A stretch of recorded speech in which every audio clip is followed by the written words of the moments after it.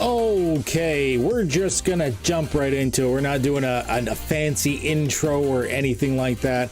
We're just gonna have a game. We're just gonna do a game of it. Give me 1 second to adjust to say hello to anyone watching. I know generally you don't get a lot of people right off the bat, but that is fine. And we are going to unmute myself. I am now unmuted. What is good? Are you though? I is. Okay. Here it is. Shows her like constantly queued. But we're not hearing her. Do you don't hear her? Can you hear me now? Yes. Echoey, yes, very much so. Oh, there we go. Oh, it was just. I have to press the magic button. Yeah. Oh no, just for some reason it was showing constantly queued. Actually, I'm having the same problem with Malik is showing constantly queued. Weird. Do you see that? Oh no, now it's gone. It was probably just a Discord glitch on my end. Well, it was not in channel. But it's working now, which means it's working properly on the stream. Microphone test. Yes. Testes. 1, 2.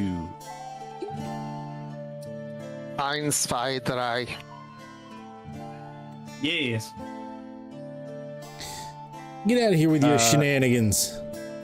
We refresh at the beginning of the session, right? You do indeed. If you have less fate points, we'll go through it right now, but if you have less fate points than your refresh, then you go back up to it. So, looking at Boblin here, he is 1 of 1. So if he had less than 1, he'd go up to 1. Yes. I had 0 of 1. I just refreshed. And in the case of things like Grigori, who got an extra one right at the end of the last session, he's at 3 of 2 because if you go above, you get to keep it. I was allowing him to keep an extra one there. Obviously, the teacher's cat. Teacher's cat. Teacher's pet. Yeah. Teacher's kitty. Okay. I was just making sure the music's not too crazy. I can turn it down just a touch more. We just want it in the background. I'm gonna do some different things in the future in the way I do this, but for now I'm gonna continue on doing it like this, and I like it. It's good. Okay, so yes, you can get a recap before anyone does that. Bad joke. Yes. Which I will add that your significant other restarted. Okay. Last time on the secrets of cats, we're going to stop music for a second while I do the recap, so it's just my voice. Last time on the secrets of cats, we did a 1-by-1 intro on every one of the cats. We went through all of them, starting in various places I say throughout the world. Most of them came from the States, but a few of them did come from elsewhere. And they all traveled there eventually. Some of them had to do a few steps to get there, including one particular cat that ended up having to travel through the middle of Afghanistan in the middle of a conflict. But other than that, relatively smoothly. Each cat had their own challenges to overcome in order to get there, but one way or another, each cat is indeed getting to Vatican City, through various travels and such. And that is where we left off, just to summarize it super quickly. Don Julio, yeah, I gotta change the Don Julio because I didn't realize he had like 2 given names. Yeah, I fixed it. So I gotta fix it in my little, like, I've got like a cycling thing of all the cats that shows up on the screen. I didn't realize that you had, like, your owner gave you 2 given names for some reason, plus you probably have a true name. So I didn't realize that. So I was using the wrong given name. Too many names, man. Too many names. Well, no, it's that the Dartmouth is the name his burdens call him, but to anyone else, he's Don Julio. Oh, okay. Yeah, you see, he has 2 names. Normally the cats just go by their given names, and then they have their secret true name that they don't tell people because the bad reasons. Yeah. You just have an extra set of names. Is he a 2nd edition gnome? Is Don Julio a second edition gnome? Maybe. Maybe, you don't know. That would That's how it explain a lot. started. So, this is how we begin. Now, before we go into everyone reaching the Vatican for your summons, you have entered, at the very least, you've entered Italy. You've entered the general area. So before we get there, was there anything special or different or anything like that that anyone in particular wanted to do? Yes. Because in spite of how cocky I am, I'm definitely in a foreign land. So I think I would find the local muscle. Like I would try and reach out to one of the local dons. Okay. All right. The local, so you want to try and reach out. How are you going to go about trying to reach out? I'm gonna look at the same kind of qualities and traits I would think of from home, like maybe look at some cats that seem to be running errands, like grabbing, fishing food out of dumpsters, stuff like that, see where they might go.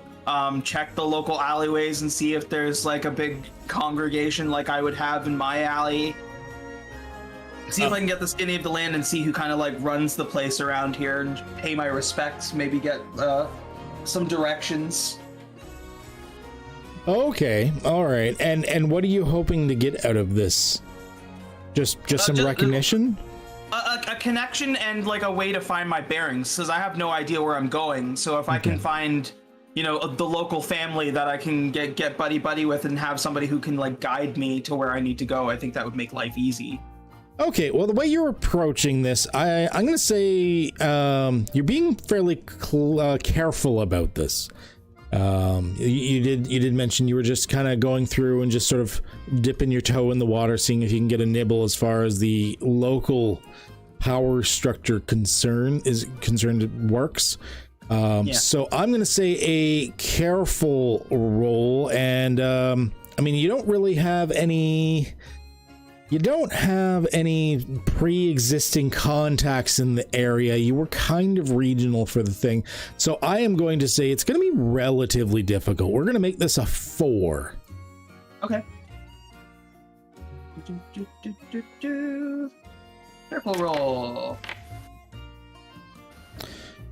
Okay, so 2, you're doing pretty good so far. You're going around, moving around the city, and being Vatican City, like there's cats everywhere. Like it is, even though you yourself come from a big city, this is a different experience because you come from a big city as far as humans are concerned, not a big city as far as cats are concerned. So to you, this almost feels like small town kid going to the big city for the first time, because the amount of cats that are in the area is redonkulous. So far you're struggling a little bit. A lot of the people that you're like, hey, you know, you go through and you say, I'm trying to be introduced to somebody, I'm trying to dip my toe and stuff like that, get a little more information. A lot of the cats just assuming they even understand you, because of regional dialects, or even just not speaking the same slang type thing. Some of them just look at you and go, Psh, who are you? What does it matter to you? Who are you? Is there anything that you think you could invoke, or anything you'd want to invoke to better this, or do you just want to succeed at a major cost? Do I think I'm talking to somebody who might know, like who would know a leader or follow a leader around here? Yeah, after combing through the cats, I mean, despite being new to the area, cat power structures as far as like a lot of like the gangs and packs and stuff are concerned. Oh, hey, thanks to the host and the raid, 14 viewers. Fucking A. Ooh. I would say that, yeah, you are familiar with the way the cat gangs work, even though Vatican City is dramatically different than the streets of Toronto. You still kind of get it. So he's definitely low on the totem pole, like henchman level, like thug goon type of thing. But you know he knows where the totem pole goes up to. He knows how to get up further the ladder, so to speak. right, I think I'm gonna start with a physical approach. So for this this low totem pole guy, I'm gonna give him like a nice shove and say, "Listen, I didn't ask what you care about. I asked to see who runs things around here. Now, if you're gonna be a problem, I can find another way and ensure that I don't need you." Okay, all right. So we're gonna start with a new roll then. So you, the first one you didn't really get a good touch on who you're supposed to talk to yet, but you did find someone that, I mean, he's in the power structure of the cats of Vatican City in one way or another, as far as your sort of power structure you're used to, being a gang leader in Toronto. So we are going to say that is a forceful roll, as you are like just pushing him and browbeating him a little bit. Let's see how this goes. Once again, I mean, the last one kind of failed. He doesn't know who you are. You're a big nothing. You don't even sound like you're from the local area. So I am once again going to make this one, this is going to be awfully difficult. We are going to make this a 5. Okay. Forceful. Oh, he's shoving now. 4. Oh, you were very close. You're very close at the moment. So you start shoving around. He takes a little bit of a pause before he finally he bristles, and you hear the and hackles raise, tail puffs up a little bit. You definitely started some shit here with the cat in front of you. We're gonna say it's like a large Russian blue that happens to be just wandering the area. Part of the reason he's a good thug. He's a fairly large cat. At the moment you're not succeeding. You could see if there's something you want to invoke, or if there's or if you want to succeed at a major cost, or try something new. I would like to succeed at a major cost. Succeed at a major cost. So that'd be a fate point, right? No. You can just succeed at a major cost. You're already taking a problem. Okay. So no problem there. That doesn't cost you a thing. You can always just succeed, which is great. So you're going to succeed at a major cost. So you're looking at this guy, and we're gonna call him Leo. And Leo looks at you and goes, "You want to speak with the boss? Okay, fine." He calms down a bit, and you get this cat version of this sly shit-eater grin. "You'll speak with the boss. Come on." And he leads you off. He starts leading you off to another part of the city. You are, I'm assuming, following with? Cautiously, but yeah. Okay. He brings you into one of those, it's one of the buildings that has one of the inner courts to it, where you go through the gated area, and you see them a lot in Italy and stuff like that, where there's more entrances to the apartments and complex and everything from the inner part of the building itself as well. Yeah. The atria, is that what it's called? Atria. Okay, the atria. So you're entering the atria area. This building looks a little bit more run down as far as human standards are concerned, but that makes it great for the cats of Vatican City. So you move into there, and that's when you see other cats sort of standing guard. Couple of them, they've seen some shit, little rough and tumble. They bristle a little bit at this unknown person just walking in until they see Leo leading you along. Finally, they converse a little bit, and they're like, who is this? And Leo's like, he wants to see the boss. He said no, and then he shoved me, and then he said, I want to see the boss, and then, okay, you see the boss. So now we go and see the boss. The other cats are like, all right, he wants to see the boss. With that, they lead you into a new area. We are don't have a picture for this particular one set up yet. Didn't think we were going to get to this part yet, so we're just going to do it on this screen for now. So he goes in. Actually, no. You know what? I can do this guy. thankfully I had him set up for a picture.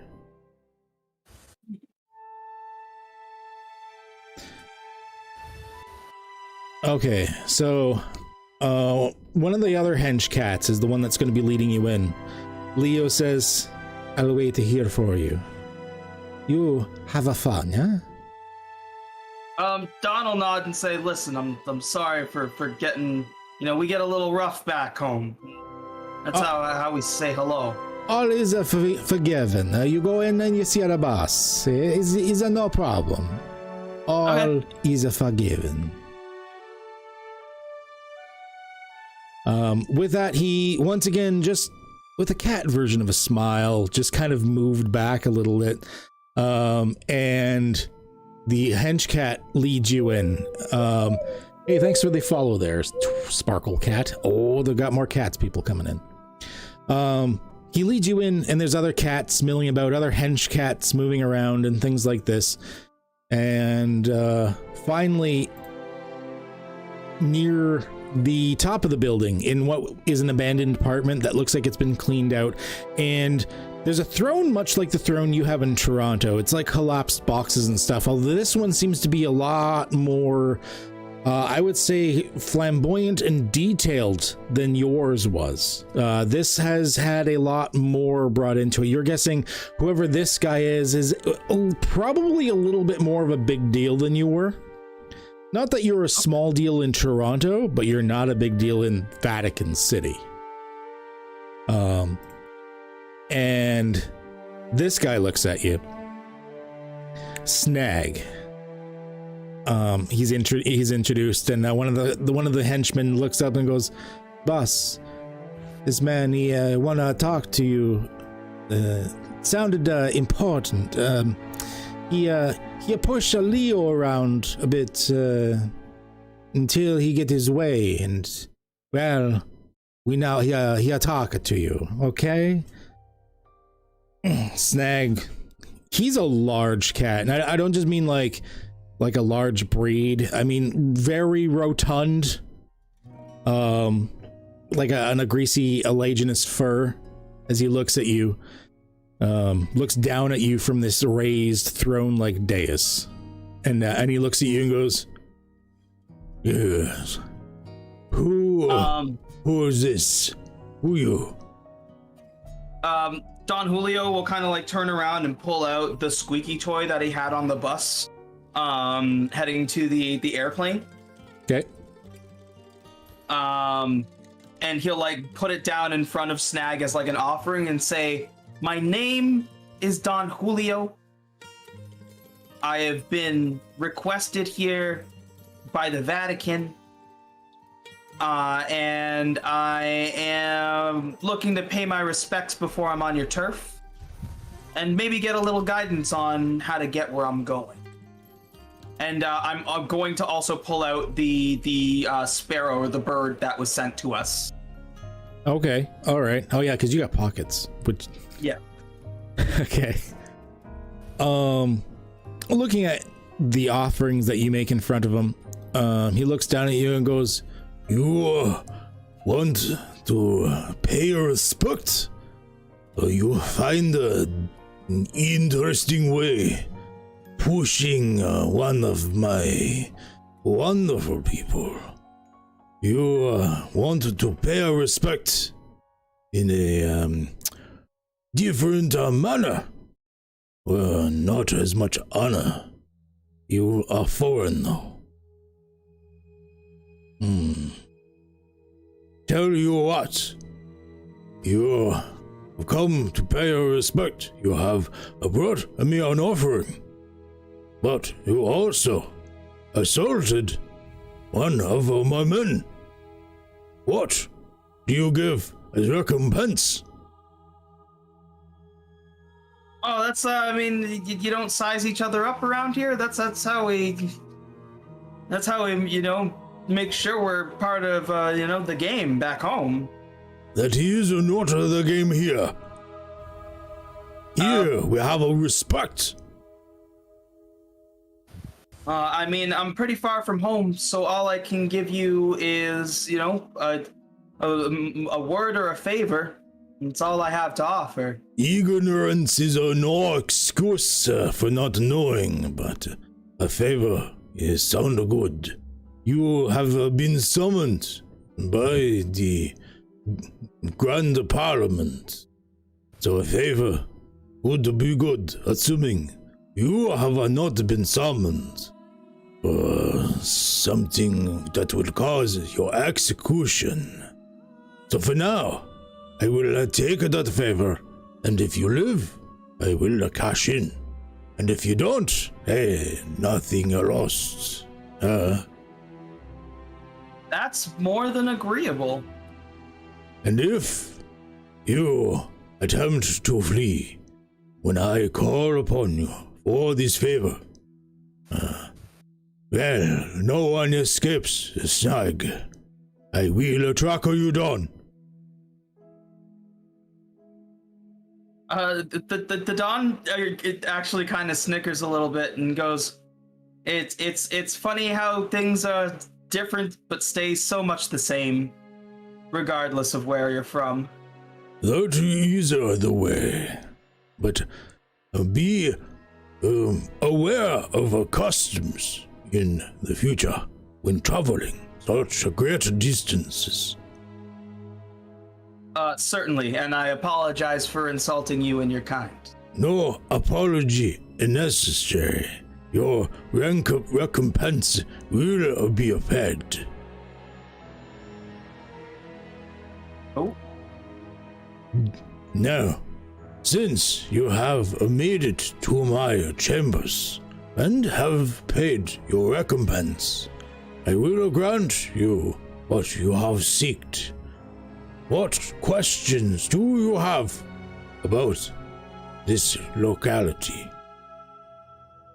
Obviously, like, I definitely need some kind of, it would be good if you could provide a guide of some variety to get me to, wherever they want us to go, because I don't know what this meeting place is, and I've never been here. It would definitely be appreciated. The other thing is, I guess, since we're talking about good etiquette, what are things that I should know about the culture here, things to maybe avoid, or things that I can do to ensure that I'm not on the wrong side of things in the future? Maybe do not start every social interaction with physical altercation. Yowling is fine. Hissing and spitting, that is expected. But no altercations. At first, this is a city of reverence. This is a city of the Grand Parliament, the leaders of all the cat kind. Oh, wow. That's, sounds really heavy when you say it. We leave the places of violence to places that not like Vatican City, places like Beirut or somewhere in Oklahoma. Look at you. Oklahoma, a dangerous place. I've never been, but I've heard things too. That's it's kind of sad. It's a little closer to my home than yours. Yes, of course. You sound like you are from that part of the world. Yeah, Toronto born and raised. I got a bit of an accent. My family comes from the United States. But I've lived my whole life in Toronto. It's a bit chilly sometimes, but if you're ever down that way, please know that you have absolutely the utmost respect, and you'll always have a place to stay safe while you're there. Yes, of course. I will keep that in mind if I send an emissary to your fine city of Toronto. Certainly. You tell them to look up Don Julio, I'll take good care of him. Now, out of my sight. Leo will escort you. I love your presence, I'm sure. Certainly. Much appreciated, Snag, and again, thank you so much for your time. And you see, like, as you're getting ready to leave, it looks, he like motions for something, and you see this, what looks like this chain gang of mice tied with little bits of string being led towards him. One of the mice looks at you, and of course, you know, different cat cultures may have different views towards it and whatnot, but one of the mice looks at you and goes, "Please help me." Dinner is here. Give them the weapons. The winner shall survive. Don Julio is more excited than he has ever been. He's like, I know you just told me to leave, but can I watch? No, this is my entertainment. Okay, that's so cool. I gotta do that back home. And there's like a knocked over TV in the background, and they're playing like that episode of Star Trek with like Spock and Kirk fighting to get the music for the background. You know, like as like he gets the mice to, like, you hear this as the door shuts, and you hear the mice going, "No!" and like starting to hit each other with like little sticks and thumbtacks and stuff. I was about to say, I imagine like they're using like toothpicks and Q-tips and like thumbtacks and stuff like that. Yeah. Oh, All right. it's beautiful. All right. Is there anyone else that wanted to do anything fancy in before we start heading over to the Vatican itself? No, I'll just doing my best to not get lost in this big fancy city. Like, you got a farm cat in a huge city. Yeah, you're literally just from like the farms. What state did you come from again? Ohio. Yeah, you're from like random Ohio farmland. Now I'm getting echo. Who's echoing? Hello? Okay, there we go. Now I'm not going to make anyone roll to find their way per se. Mostly because you're going to find your way through a map called Plot Armor at this point. Nice. Yeah. As you make it there, basically the way it works is, you know, you've been summoned, although you've only ever heard of this happening. Obviously the people in Vatican City are a little more familiar with this than you are. I wish Spotify would stop this. If I speak too long, it mutes itself. So you bring in, and just questioning around, just asking around. At first, people might be hesitant to tell you until you mention that you've been summoned, at which point someone will immediately snap to attention and direct you to the correct area.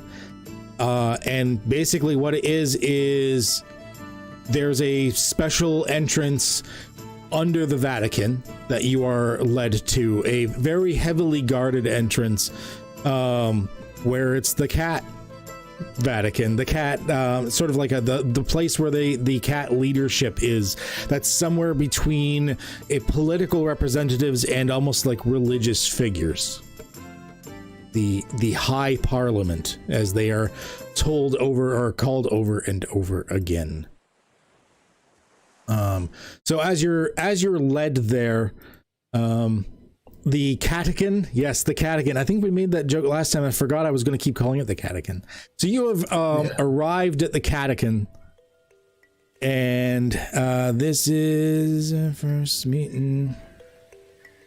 Okay, you've arrived at the Catechin, and that is, I'm going to add some people to the stage here. Sweet.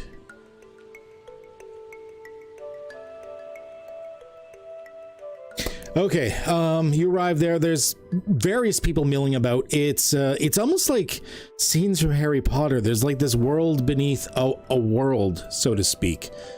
And there's these cavernous ancient constructs that are remarkable, and you half wonder if they're leftovers that humans created or not. Who got left behind? Who hasn't loaded? Are these the catacombs? Yes, this picture is it. Bad Hair Gaming, did you not load? I'm seeing all black. Oh, there you go. You just took a hot second. I was like, everyone else jumped over. I preloaded and everything. That's when you see the catacombs, literally the catacombs underneath. It is something ancient and almost alien in design. Not something you think humans would have created, but you're not sure how cats would have created this.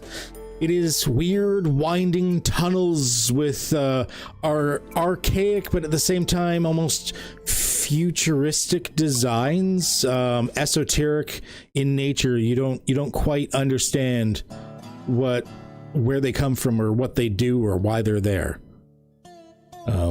You basically go there. There's a retinue of guards. Some of them having weapons attached to their paws. They look like metal, like extra like metal claw guards type of things. And they themselves, as you enter, seem to be armored, like sectional plate of some kind, standing at attention on the other side. Yeah, the Swiss cats. Hey, these fancy folk here. Hey, I've been to the Vatican. I know what's there. Now you sort of all you dribble in over the course of the day. As you approach, they bring you to a side chamber where there are there's a couple of pillows to the side, but most importantly, in the middle of this mostly empty room are several sheets of paper that you think are probably one of the best places to sit. And there's little bowls of food, and occasionally, at request, they'll basically bring you whatever you want to eat or drink. Is there like a table with stuff on it? I mean, just not a table. They'll just sort of set it on like the floor. Okay. Is there a litter box? There are litter boxes nearby. Yeah. Oh, sorry, go ahead. I was gonna say, if we can order food, I'd like to order like small cut fish, like you maybe get with like sushi. Okay. Yeah, they can do fish. And I want to pocket some to remember to bring back to Leo as an apology. Oh, fish right from the Vatican itself, right from the catacomb. Okay, yeah, you pocket some of the fish. It's everything here is very finely made. You're guessing like top-notch cat chefs from around the world maybe like have come here to work type thing. Like you've never seen cats with opulence like this. Normally cats are too tasked with pretending to be animals and providing for their burdens and stuff to actually go to lengths to make their lives as comfortable as this. This is not something you've ever seen, this level of care of just cat lives. And it truly is taking you aback. Finally, some respect. Did I add you? There we go. Okay. Once you're all together, and you were all here, there's a group of other cats that are all being gathered, and as you're brought in, you're sort of introduced to the rooming, like one of the guards will be like, and here's the other ones that were summoned. Rest with them. No fighting. They leave. So staring around at each other, there's basically you're all there in the room at one point or another. Is there anything you say to each other, or are we just do we just move on till? Are you just waiting there in awkward silence, kind of wondering what's happening? Hey, who shaped this one? Well, right now Hoffman is absolutely, totally asleep in like perfect loaf form on one of the pillows.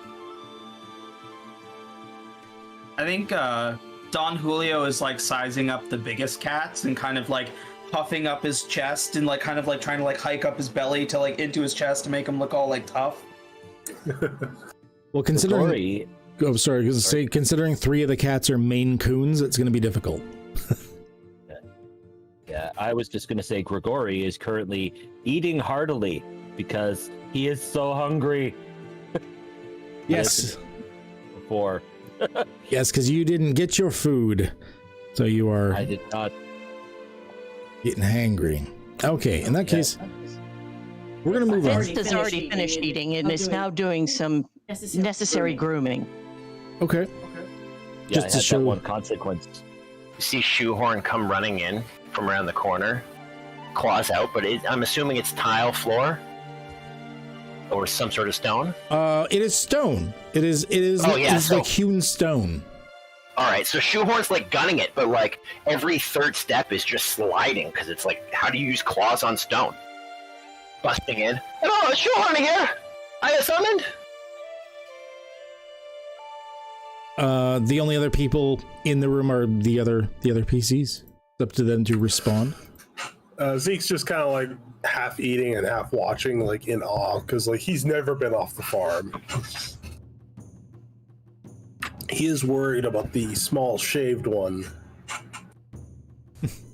Oh, look at that facha brute. Did you go to America and lose your hair? You know, that's what I was thinking too. Still, I like that. Yet. Boblin just sitting on the pillow, absolutely asleep. When I woke up in America, I lost my cojones. You lost your fur? Similar problems. Maybe it was just really hot where he was and he shed it all off. Which is why he's wearing a sweater.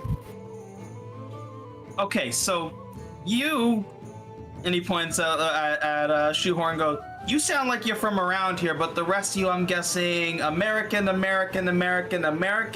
I thought I was going to be a lot farther from home. Well, let's just say I'm also American, yes? Oh. Excuse my my wrongness. We moved about 6 to 8 months ago. Any Canadians? Just me? Okay, you're all too loud.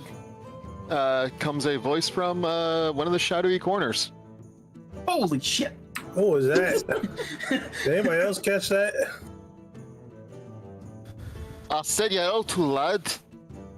I think that one's broken. Ugh. You got a hairball? Excuse me, Catkin people, can we get a translator for this one? It's about at that point that coming in from the side, a large, Oh my god. a very rotund but very happy looking cat comes in. He looks at you and goes, "Oh yes, hello." Hello? Howdy. You are the ones that have been summoned, yes? Is that what this means? He's gonna like drop the bird on the floor again. Are we at the dad again? You brought it with you. Interesting. I will make a note of that for the future notes. Were we supposed to bring those? I ate mine. No, that's fine. It's just to tell you what is going on and all of those things. Well, I'd say that Bill feeling sent is mine away. Well, not a problem. Well, I guess please come with me. Do any of you have any questions before the ceremony begins? Right over here, actually. What ceremony? Well, the introductory ceremony of the High Parliament meeting to decide what to do with you, of course, because of the prophecy. I'm sorry, did the what now? Because that all sounds a bit like posh and upstanding and all that. You don't need to go through all that. Well, I mean, it is the What did he catechin. say? Oh, don't worry. I speak Scott cat, and he's just a bit troubled. Is all it is. Are we in trouble? No, of course not. Would we have summoned you here if you were in trouble? We would have just sent assassins. We don't know why you summoned us. We don't know who you are. And you said this message is supposed to explain it to us, but it's my signature on a bird. Who got this? How do you know how to sign my name? Well, with a Oh, cat again, we know everything. That one's rather elementary, really. I mean, any good warder would be able to do it. It's not exactly difficult. As the bald cat stands up and... you should really tell a cat when the walls won't let him pass through. Rather impolite. Oh gosh, you're alive. I thought you had just been a cat that died in the corner. What are you here from Make-A-Wish or something?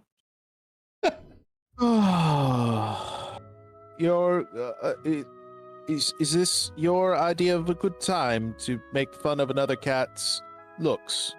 Because if we're gonna start down that road, I've got a lot of traveling to do. Shoehorn's gonna like sidle up and get real close to Gremlin here. Wait, sorry, not Gremlin. What's your character's name again? Sorry. Boblin. Yeah, Boblin, sorry. The ugly looking skin cat. But just the same, Shoehorn's gonna like sidle up, get real close to you, rub his fur against your skin, and be like, "You're looking a little cold. Let me help you with that." I'm not, but thank you. Anyways, Shoehorn do what the Shoehorn do. Get in close to your soul. What did I lie to you, dude? Souls are a funny thing, that. Shush and purr. Mm-hmm. All right, let's go on, hey. What'd he say? Well, I do believe he's asking how it's going or something. Even my abilities are stretched. I never understand the ones from that part of the world. They've taken the accents of their burdens a little too far. Not as far as the Welsh or the Danes, but pretty far. I cannot speak no Welsh. Never mind. Fitz gets up and walks over to Jasper and sits down very close to him and says, "Now?"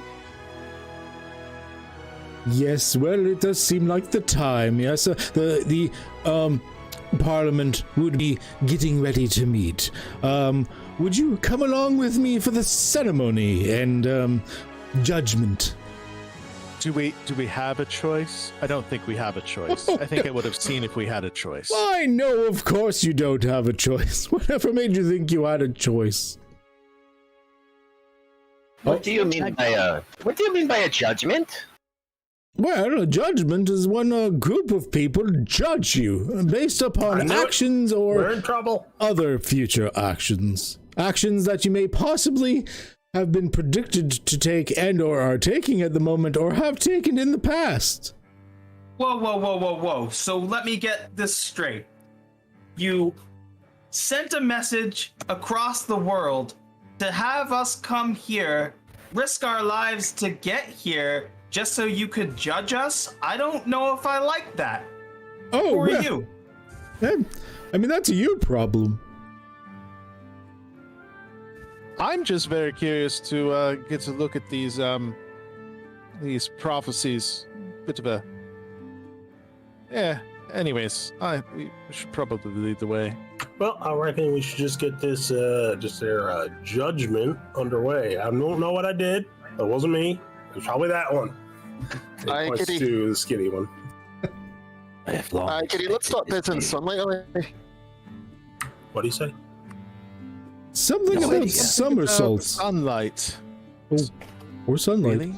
I think you're talking about the salmon. You got somersaults out of that. Fitz gives Jasper a nudge and says, "Let's go." So, like, the giant orange cat's just, like, had enough of this. Tells Jasper, let's Okay. go. Which of the Maine Coons is the biggest? I think it's a toss-up. Like, probably comes down to inches. I think it would be me. I have a feeling so as well, because there's something about Grigori that you seem like sort of very masculine and buff, but probably the type that's just, I would say, a little bit smaller. It's up to you though. I would say you're probably a bit smaller. I was thinking more like mid-size. I wasn't looking for like huge. So whereas there's just something about Fitz, especially from that picture, that just, I feel like that's not a chunky cat, just like a big cat. Okay, then as Fitz is getting ready to lead the room, I'm going to mount on Fitz's back. I don't like to walk. Well, I'm going to keep you warm, so I'm going on to fix it too. Load up, boys. Oh shit! Apparently, Fitz is the town bicycle now. The town mount. Okay. Boblin's not that bad, because I imagine Boblin, not only are you skinny, but you're very tiny as well. Like, you're a small cat, aren't you? Yes. I am, in fact, of the Munchkin breed. Yeah. So your Boblin weighs next to nothing. Like, that's like a couple of pounds. Pocket cat. Shoehorn weighs more. It's all the pasta he eats. I don't know what you say. I like a salmon. With pasta. Well, Over petty fish. whenever comes in my way. But, yes. a little chicken parmigiana. Well, last time I ate the parmesan, I take a pizzolino and no more corleone. Oh. I exist between a state of fluff ball and liquid. Figure this out. Okay, so with that, Jasper brings you to a new chamber. Leading you down the hallways, he brings you through, once again, this strange angular and circular, almost alien-style underground complex. You're still baffled that this is here and who built it and what it's for. It's not like anything you would have thought would be here. This is... And you went deep below the earth to get here. You imagine you're probably like below the vaults of the Vatican. Like this is the humans built down so far, and the cats have resided somewhere even below that, wherever this is. And it's with this that Jasper brings you to a new room. Get rid of you. Where there are new people there. A crowd of cats residing on these stands on either side, carved from the rock itself, peer into a central area. You're brought to a circle that is before a raised circular dais. On the dais is what you're guessing is the Grand Parliament. With their sacred hats of empty ramen noodle cups. They stand there, people in awe and reverence of them and their wonderful fancy costumes. Well, shoot, this is the biggest clowner I've ever seen. Where do I get one of them hats? One of the people, one of the cats looks at you, actually probably Jasper, and goes, "Hush, the ceremony begins." Oops, sorry. Do I need to sing? Hush. Lies down. And he does that thing where he just puts his whole paw on your face. Just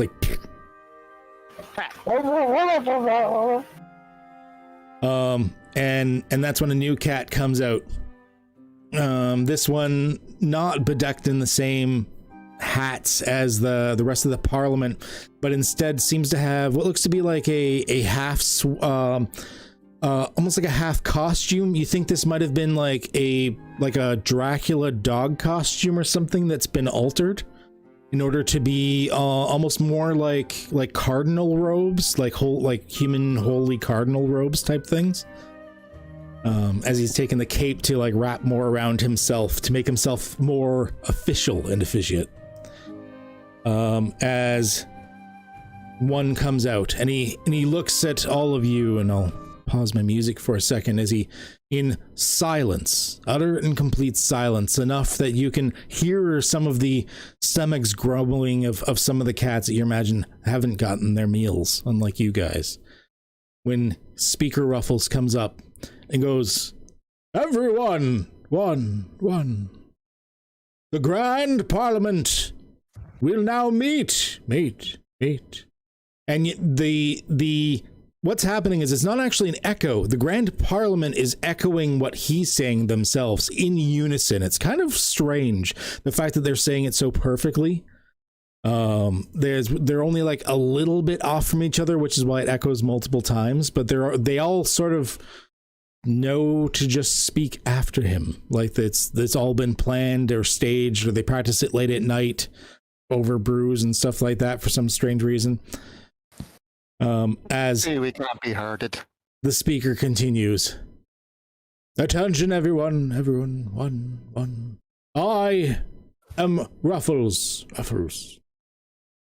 And I introduced the leader of the Grand Parliament, Jasper."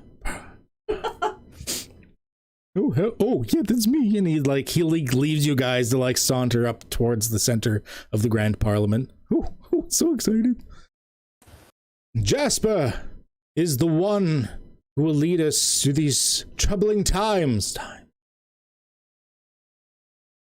As she," and you realize you may have actually gotten Jasper's gender wrong before, "she has done like her father before her, and her and his mother before him, and Sir Wibbles before her. Wibbles. And it is such that our newly elected lifetime leader, Jasper, in this not rigged election, has been allowed to bring us through the prophecy. See. But before we begin, bring out the sacred milk. The whole time, as soon as Jasper walks up away from us, Boblin is just rubbing the white spot on his nose. Just giving her, like, he may go bald there. It's his form of rubbing his forehead in frustration, like, I can't believe this is happening. Okay. So a bit of a nervous. Is he still on board? Still on, oh yeah, he wouldn't have moved. Floor is cold. Yeah, exactly. Bringing out a big thing of milk. This cat yawns as he's like, starts to push out this large golden saucer of milk, just big enough for the Grand Parliament and Jasper to all stand around. Oh, well, that's just unnecessary. Before he finally yawns and starts to pull back on nap time, moving away. Jasper and the Grand Parliament begins then to lap up the milk from the saucer as Speaker Ruffles begins to back away. It doesn't look like he is allowed to partake in the lapping of the sacred milk. There's not a lot in there. You sort of jealously look upon it, realizing that as good as your food was, you can always eat more. And it looks like good milk, all things considering. And it's with this that finally, upon completion of the sacred milk, it is taken aback. Sleepy Tim coming back in going, "Oh, I forgot I had to take it out as well. Okay, now time for a nap." The Speaker Ruffles will then speak to the chamber in total and says, "Welcome, all. Today is an auspicious day. We have summoned here those that have been stated in a prophecy to fight evils. Milk. Step forward those that have been chosen by a prophecy we did not know about until a few weeks ago on a Wednesday afternoon. That's oddly specific. Zeke will just saunter right up. As does Fitz. Does anyone hold back? I'm gonna like slide off the back of Fitz and stay like where I was. Don Okay. Julio holds back. Samwise will tentatively step forward, glancing Yes, around. I will step forward. Are you talking about the bird? So it's only Shoehorn and Don Julio that kind of stay back then, eh? Yep. The Grand Parliament looks down with displeased looks on their faces as the speaker says, "We are surprised of the lack of respect." It's rough. Oh, can we answer? Answer if you wish. Where we come, or at least where I come from, you give respect to get respect. And so far, I've only been told that you've brought me far from my home to judge me.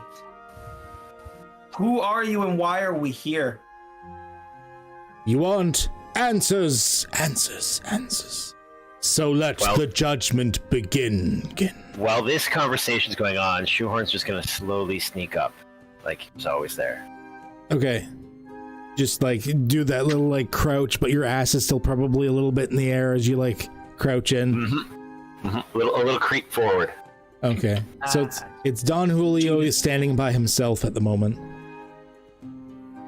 Very well. I, Speaker Ruffles, will begin the judgment by first answering any questions you have to the best of my ability within the limitations of stuff I may not want to.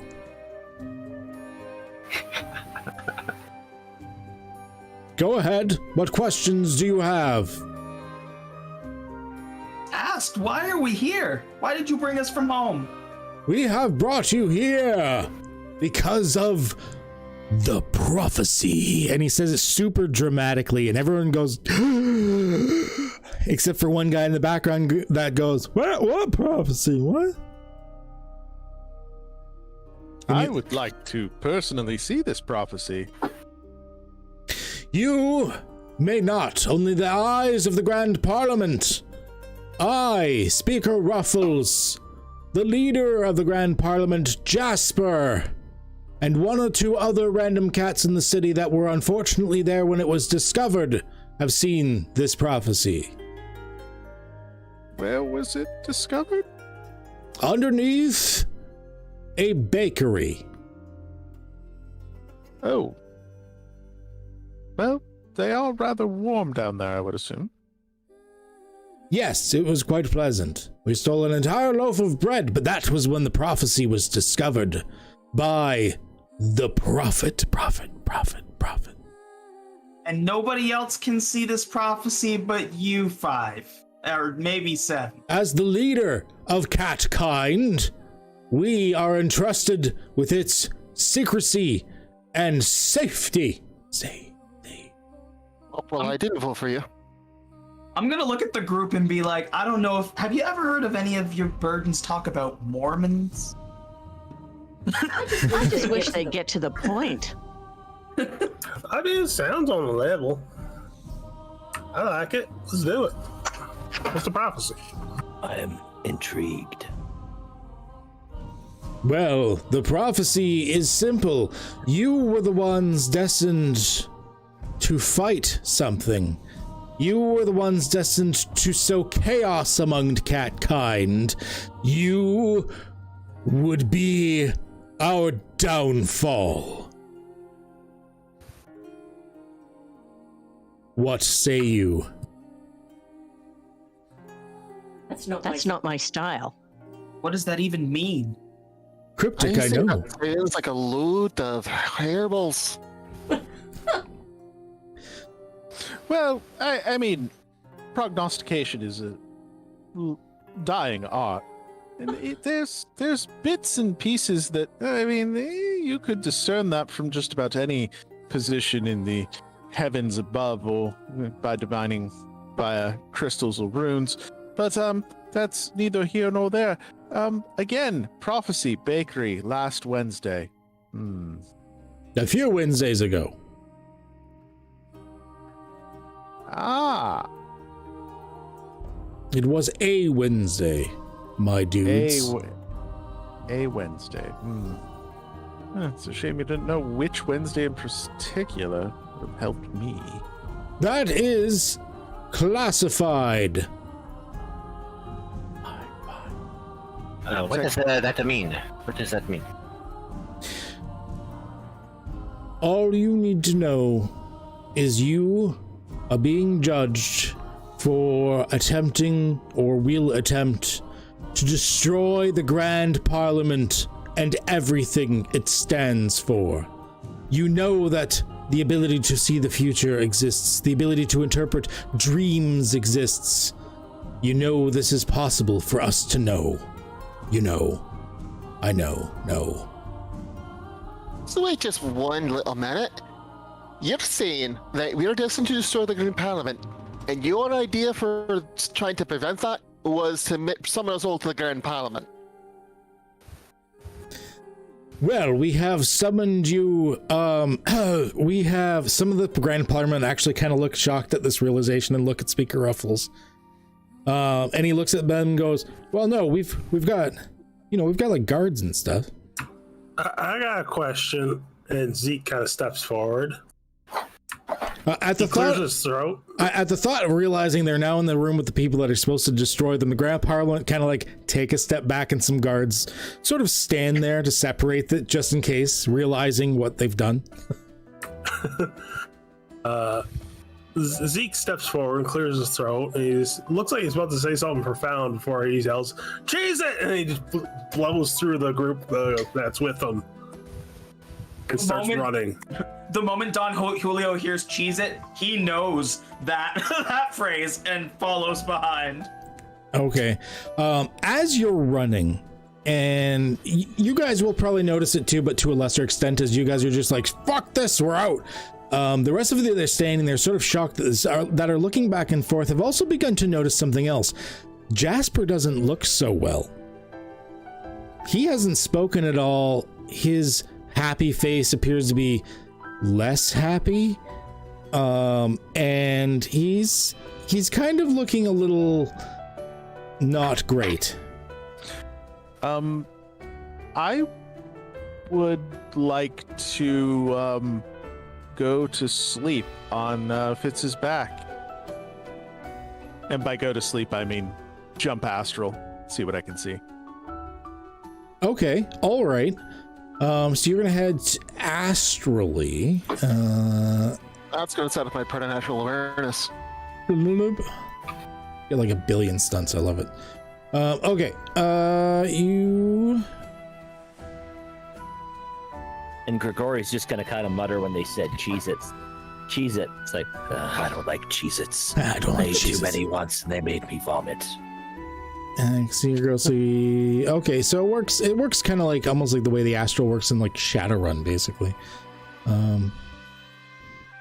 You can be harmed by spirits. You can interact with spirits both in the astral and physical realm. Conflicts in the astral realm look like ordinary battles, but okay, cool. Yeah, it works a lot like how basically it works in like Shadowrun as far as the flavor of it goes. So that's pretty cool. So you jump on Fitz, go down, and immediately just like you like leave your body, floating there, bobbling. Just I imagine floating in the semi, like everything's got that washed out feeling to it. There's very little color. Everything's kind of shimmery. It's almost like you put on Frodo's ring, and everything's kind of shimmering back and forth as you peer. And you'll notice two things. One, Jasper. There's two strange auras. The Grand Parliament and everything, they've got the normal like cat-like auras, so to speak. And let me preload a thing too. However, Jasper and Ruffles have something real strange about it. Jasper's aura seems to be corrupting, stretching, changing, tearing, turning into something new in a way that you have never seen before. Ruffles does appear to have a presence in the astral realm and does not appear to look like Ruffles normally does. Ruffles instead appears more like this. Oh my. So can I pick any of this up with my preternatural awareness? Yeah, let's see here. You are. I assume someone going Samwise. astral right next to me would set that off. Invisible beings, astral shadows, another stuff. Yeah, so you're able to sense.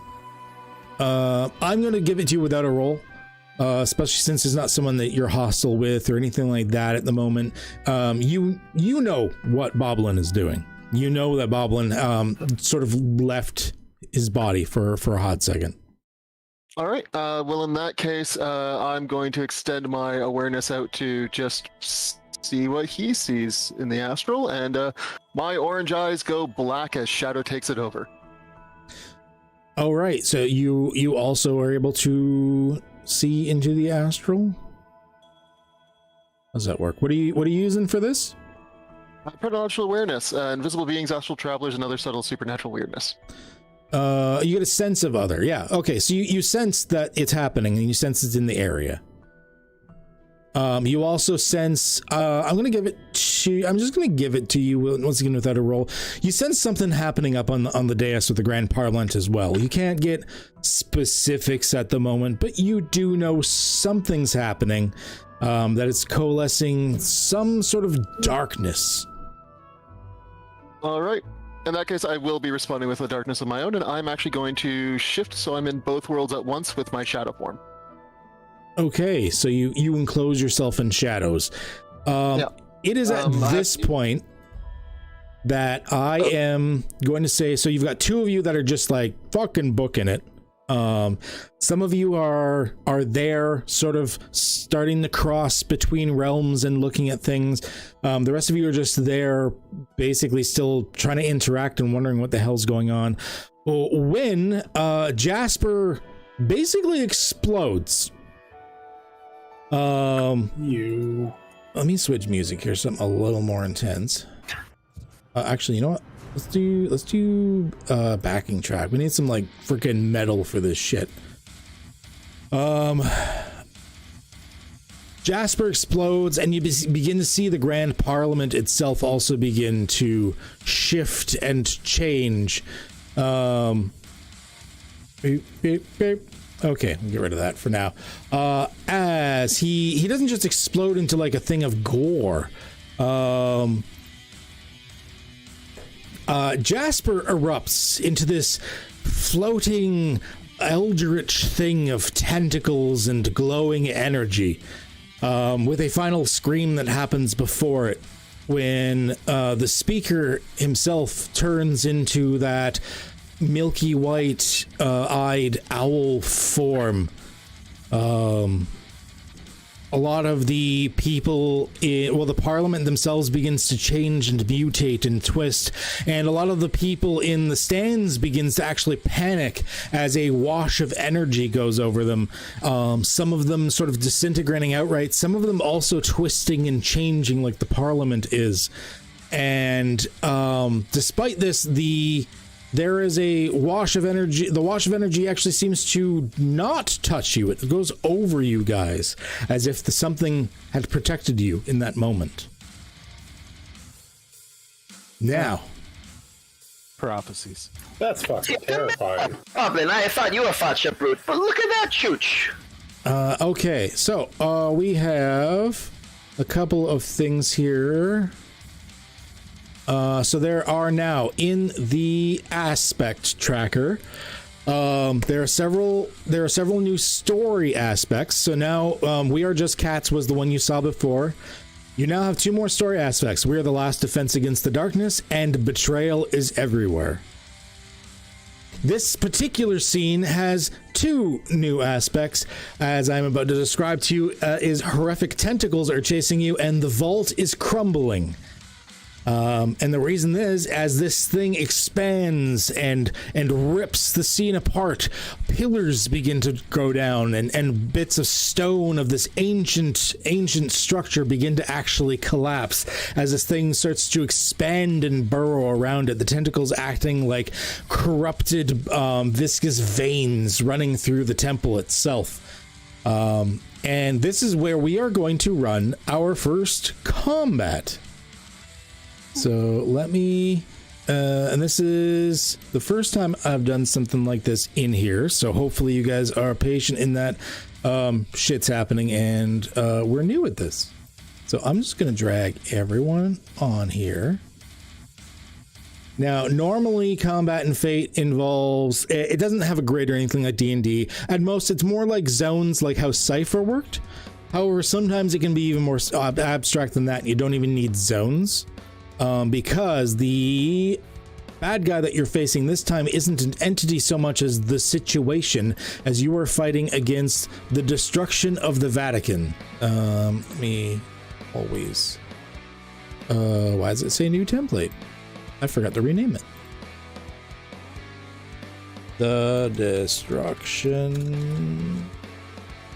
I love that you set us our pictures up a la Mortal Kombat style. We gotta get through the ladder. No redos. Use your furball. Okay, I'm gonna bring up the stats for the destruction of the Vatican. This is one of the things I love about Fate, is the fact that I can run a situation as a monster, or as a like a character sheet. Now, oh, excuse me, itchy nose. Okay, let us add everyone to the combat tracker. I like that I'm just under Shao Kahn. Well, we will reorganize ourselves in just a hot second. Now, we are running, I forget the name they use for that type of initiative, but we are running, basically, you guys get to decide what order you're going to go in. This destruction of the Vatican is going to go last. Oh, I don't have the thing where I can drag and drop. I don't have that module installed. Okay, update. Initiative value, we're going to do -1. It would seem to me a couple cats are already on the move, so they should probably get first crack. That sounds pretty good. I think so. So, Don, Julio, oh, I guess your token's not updated. Twinkle Tits. Don, Julio. Update. There we go. Who do we think would go first between Don Julio and who else ran? Zeke. Zeke's gonna be faster than me for sure. I would just like to point out that there's actually more than just the two cats that are trying to leave that are on the move right now. I only heard the two that said when they said cheese it to run. Yep, but Samwise is also into shadow shifting. That was after. They ran like before anyone sensed anything. They were gone before any transformations happened.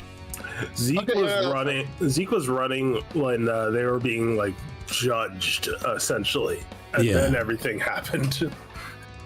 Yeah. You guys. Why did I? Oops, that was my bad. Zeke.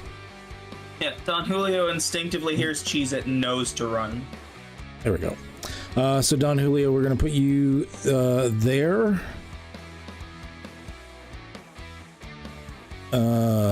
I did it again. Wrong value.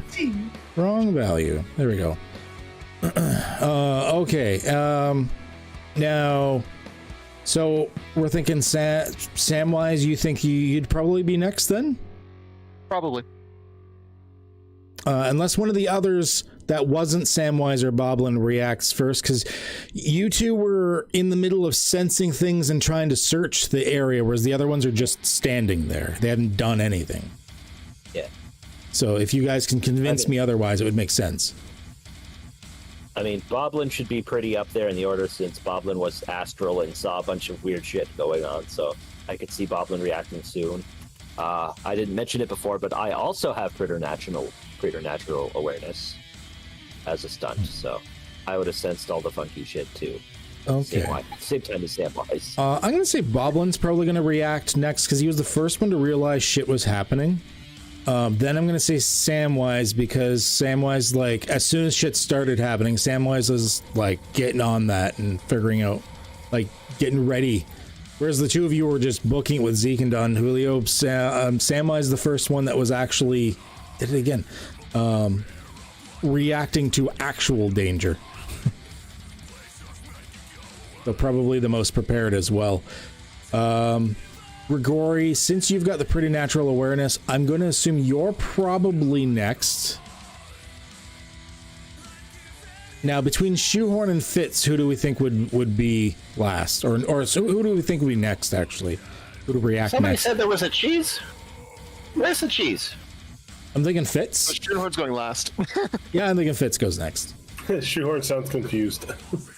Formaggio? Ah, I like formaggio. I still have Boblin on my back, right?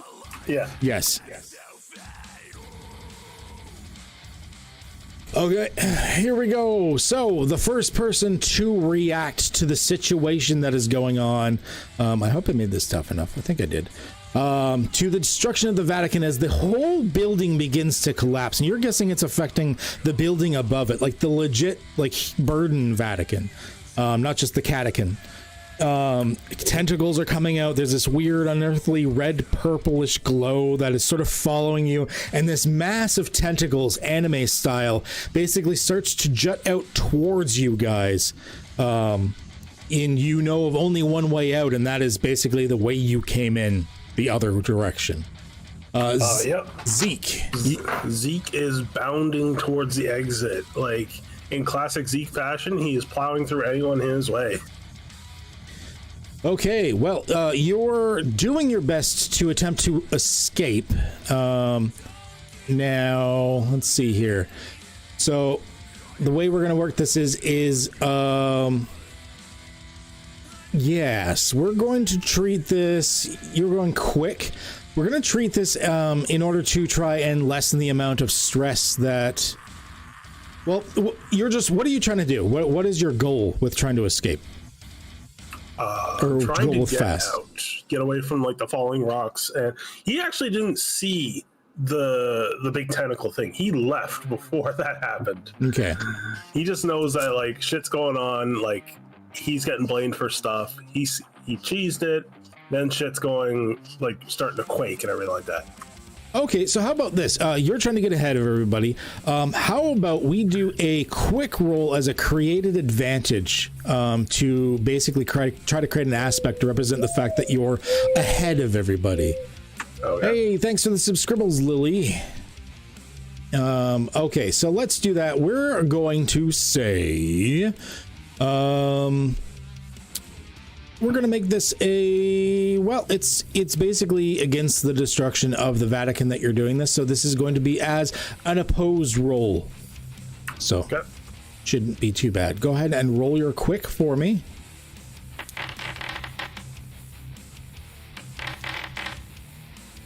Oh, shit.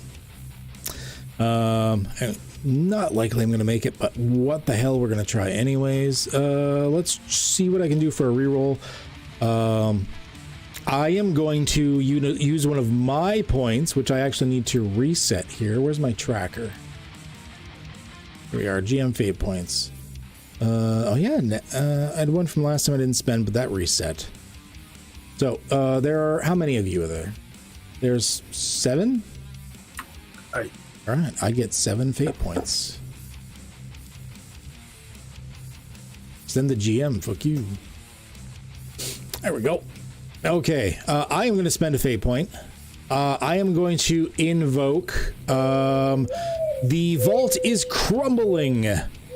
Oh, hey, and thank you for the re-scribble, Shadowhawk. The vault is crumbling basically as you're trying to get ahead, as you're trying to create this advantage. That's when some rocks begin to fall in front of you. So I'm going to get a re-roll. Nope. Okay. So you are going to get ahead, and That's a -1 to a +2. That is enough to do it with style. This temporary thing here. Okay, so the boost that or the advantage that you're trying to create, what did you want to call it? Well, essentially, like, rocks are falling down and blocking the way, and Zeke's a big cat, so he's going to, like, instead of, like, jump over them, he's going to plow through them and, like, clear the way. Okay. All right. Here, let's name this. Here, let's name this. Coming through. Zeke the Juggernaut. I don't know how to spell Juggernaut. Good enough. Now, because you succeeded with style, that gets 2 free invokes on it by whoever needs to use it. And we're gonna say we're gonna just tag it as Zeke. Well, actually, you've created it for everybody, so we're just it's another scene aspect. Boop. And that one's got so actually these ones are beneficial for you guys. I'm gonna recolor it to green. There you go. That's better. That way you can kind of see it a little bit better. So Zeke, you've plowed ahead. You started to clear the path for them, just like you hear this like boom, boom, boom, as you're just kind of plowing through, being a juggernaut for everybody else, but it partly just because of how fast you're going, the rocks are clearing out of the way for people. Let's move on to, I didn't begin combat. That helps. Don Julio, you're the one that is, after yelling, cheese it, you're running with. Yeah. I'm probably like he's probably way faster than me, but I'm staying as close on his tail as possible. So when he's like smashing through the walls, I think like seeing like, especially being used to like running with a crew and that kind of like in the moment situation, like he's treating this situation like he's with his crew. So like he's doing what he can to clear the rocks that Zeke is smashing through so that they're not going to be in the way of anybody behind him. Okay, so you're basically trying to create another advantage for everybody. That's just we'll call it clear the way or something. Let's see if it works anyways. You're trying to clear things. Now, I'm gonna say this particular time you're trying to be what would you say? You're being careful? Because careful or forceful? Either one would probably. I think forceful, because like so it's more so that like where Zeke is plowing right through, Don Julio is like kind of like cleaning up that fallout to make sure that it's not in anybody else's way, because he's well ahead. Okay, now these are large chunks you're trying to push out of the way. Okay, forceful. It sounds good. I am also going to roll forceful. Instead of the quick rocks falling, they're already there, so it's more about these like big honking things we got to deal with. Okay. Oh shit! Now you guys are rolling well. And I am not. Okay. All right. Let's see here. Zeke, or not Zeke? Don Julio. I'll get used to your pictures sooner or later.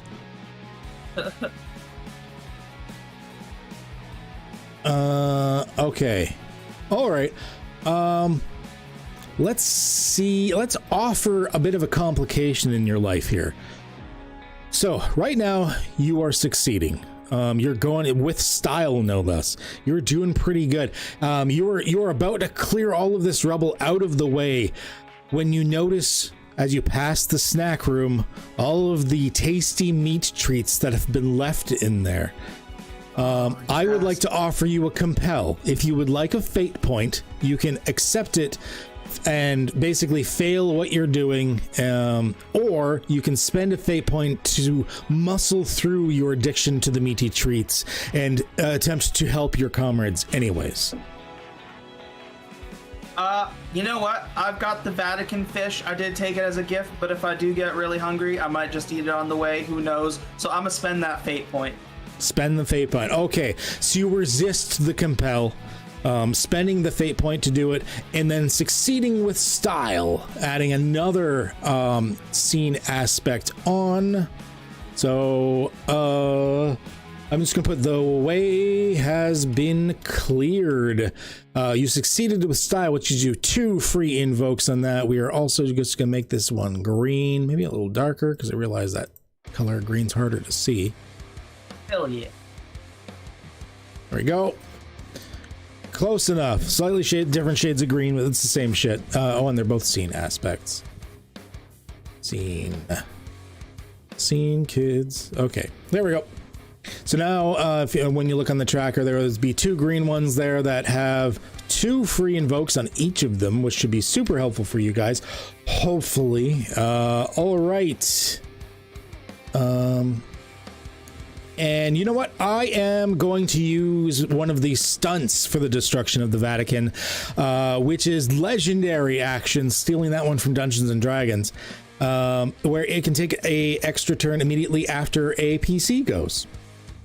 So immediately after Zeke goes, I'm going to use the stunt legendary action, and I'm going to get to take my turn, jumping in the initiative temporarily. So the destruction of the Vatican realizes what is going on, or well, the creature sort of realizes what's going on, and more debris is going to be starting to fall.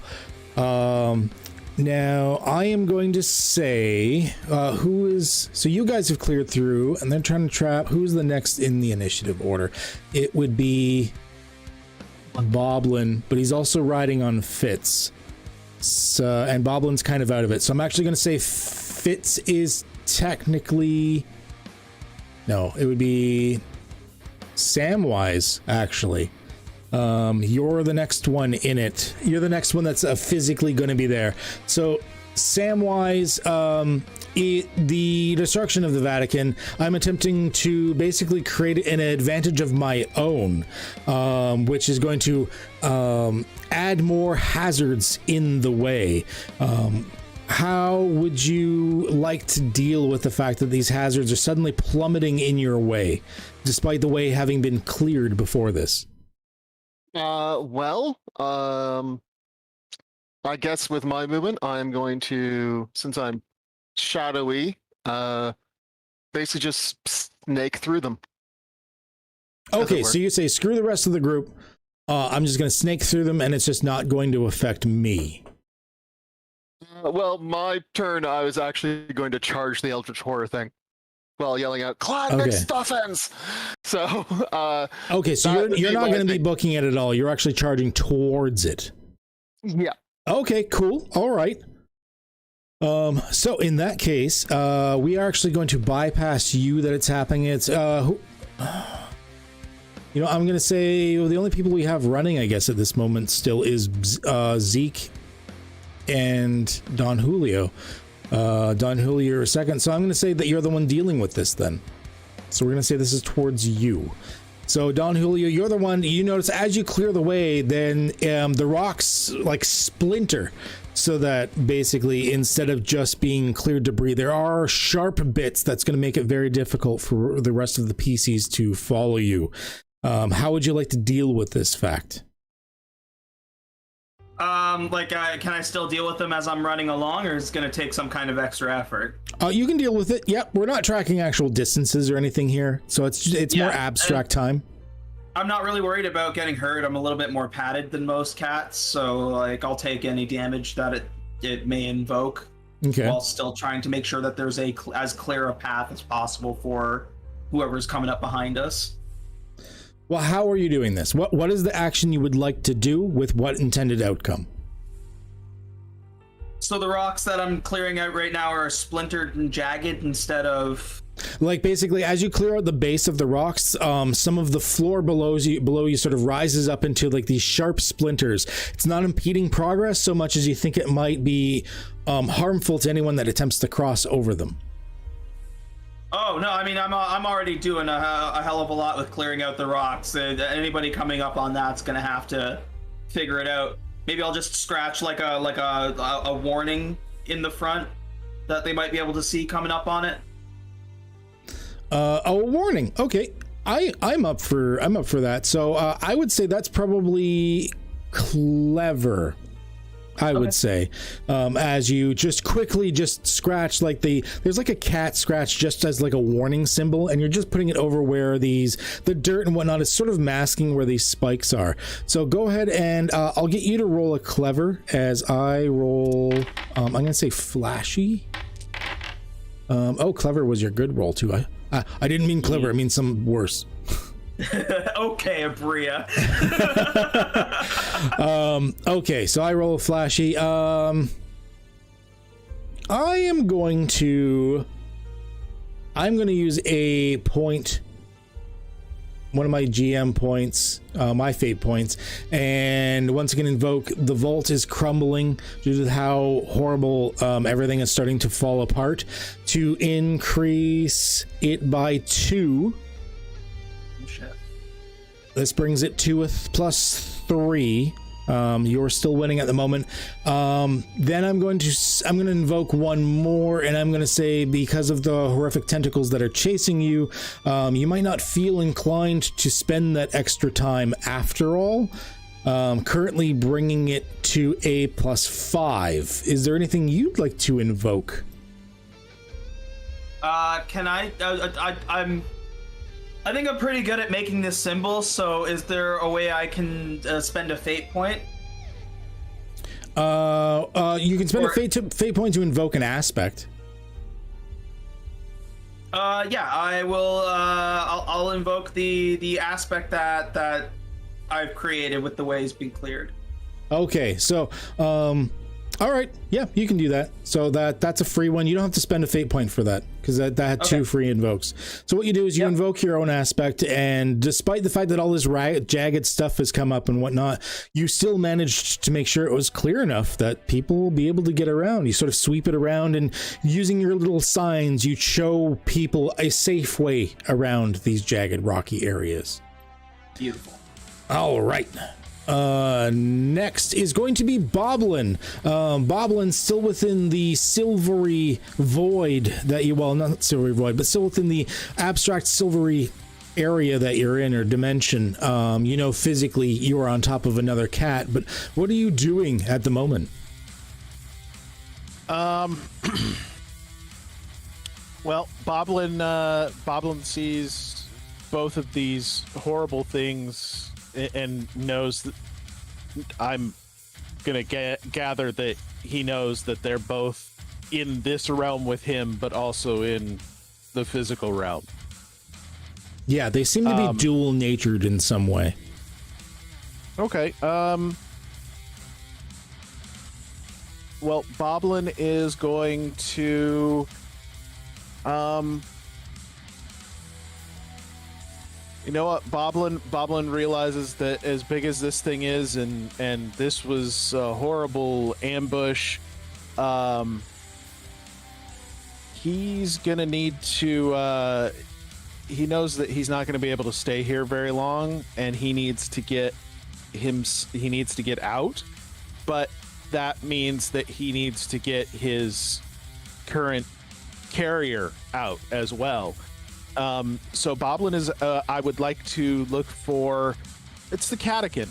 It's an ancient catacombs, built by who knows what, for what purpose. But there's gotta be some secret tunnels or something that, especially with the vault crumbling, there's gotta be something that's open. Okay, so you wanted to try and like basically declare a story detail that there's other secret tunnels, or actually how did you want to declare a story detail, or is this more like a created advantage to create other avenues people can go?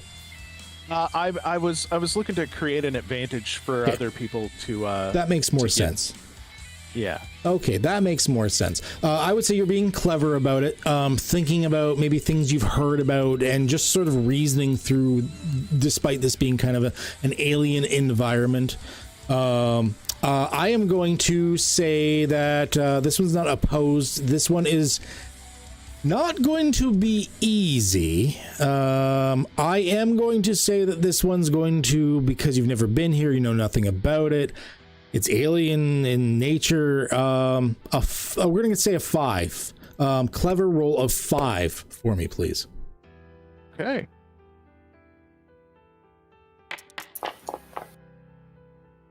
Oh, very close. You guys are killing the rolls tonight. Jeez, different than last time.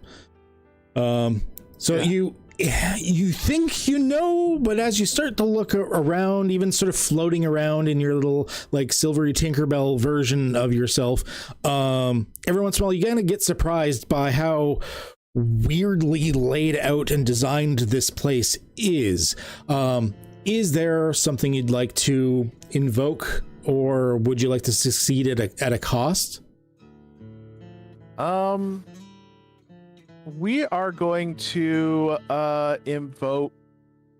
Give me just a second. I had there it is. We are going to invoke. We are the last defense against the darkness. Okay. Because the reason I'm invoking that one is because we've just watched the Grand Parliament get wrecked. The Council of Catnals has been basically destroyed, subverted, exploded, all that fun stuff. And there's this scary owl thing that obviously between that and the Eldritch Horror over there, this is definitely the darkness coming for cats. Okay, and this what bolsters you to look around better? Well, much in the same way that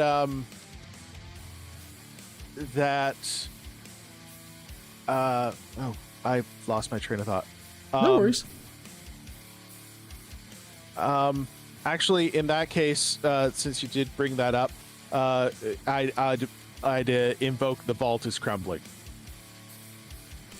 Okay, you want to invoke... Okay, all right, cool. So using what I was going to use against you guys as your own aspect. I like that. Yep. So the vault is crumbling. You could invoke that. That might clear new avenues you didn't originally see. Maybe no one knew these tunnels existed. Exactly. That will bring you to a 6, which is... good enough. More than good enough. You needed a 5, so that brings you to a 6. So you are now succeeding. And we are going to create a new scene aspect just called how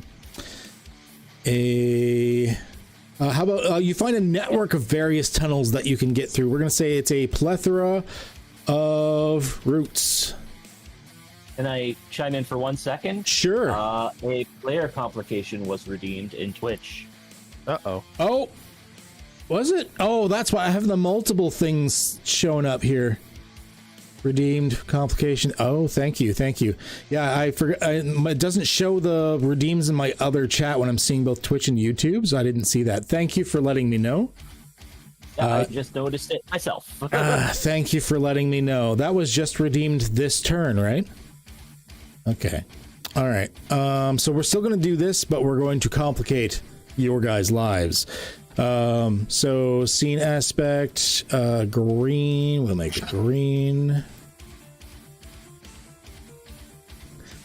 Okay, and that one's got no free invokes on it. It's just another aspect people can use and invoke on, which is really nice. A series of tubes. However, this complicates your guys' life, as someone has just mentioned. So I am going to, let's see here. I think I'm going to give myself a free aspect with invokes on it. Locked in just for me. Ouch. Oh my. Horrifying noises. And we are going to say the horrors are everywhere as mutated, twisted things are coming from the darkness, so to speak. Scene, we're making it red. Not a global aspect. Oop. There we go.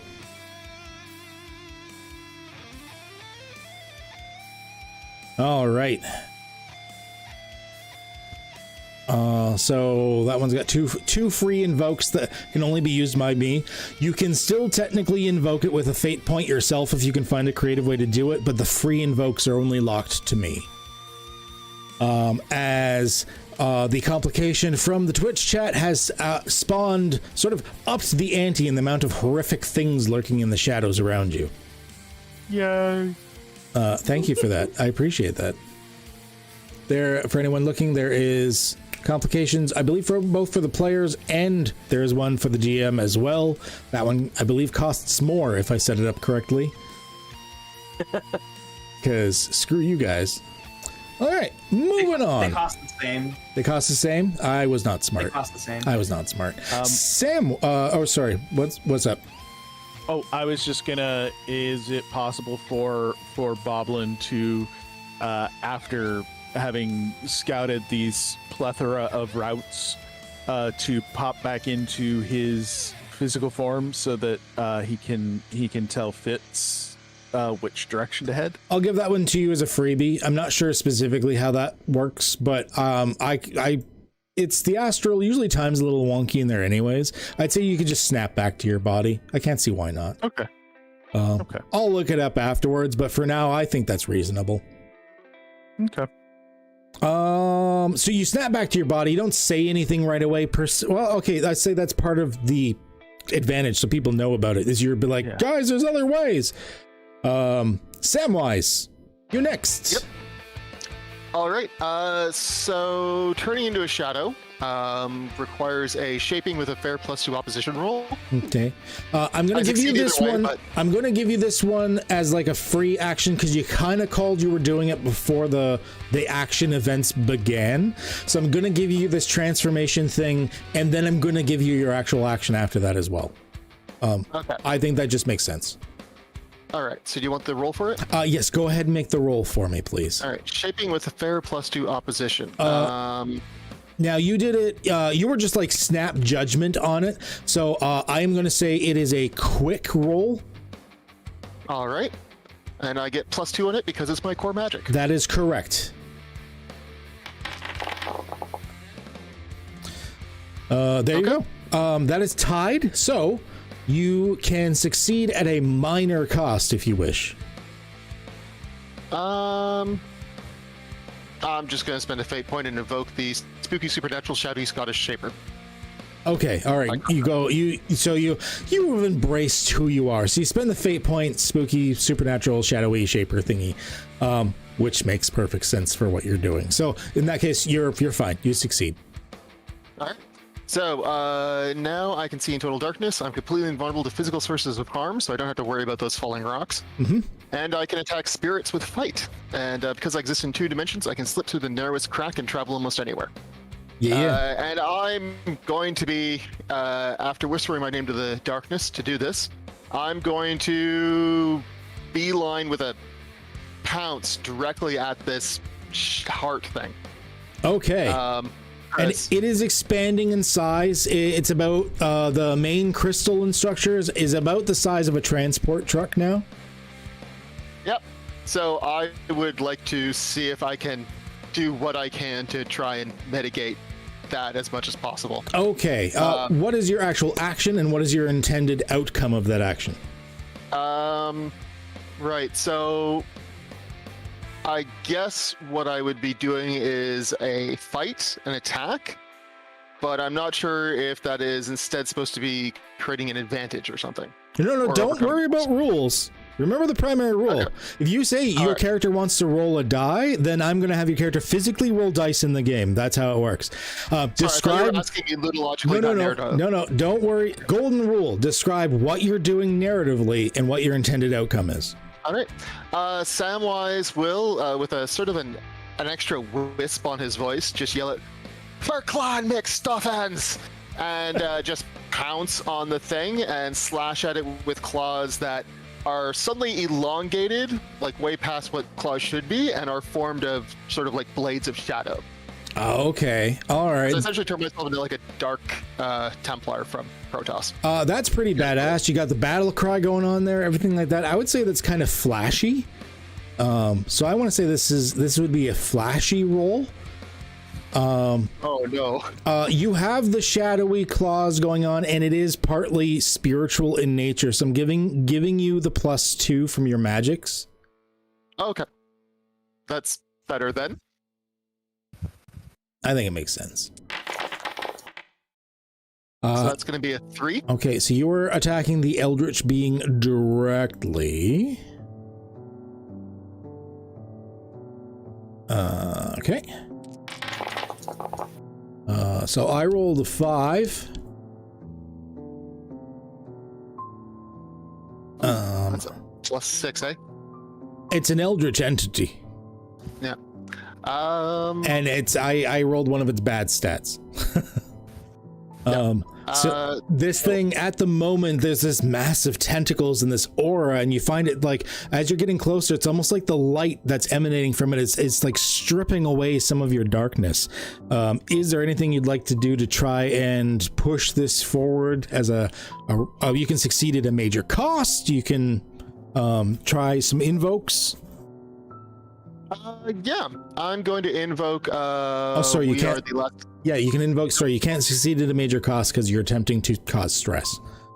Yeah, I'm going to invoke. We are the last line of defense against the darkness. Okay, that would bring you to a +3. +5. Remember, I have a +2 from shaping. Oh, that's correct. Okay, so you're tying. So you could succeed at a minor cost.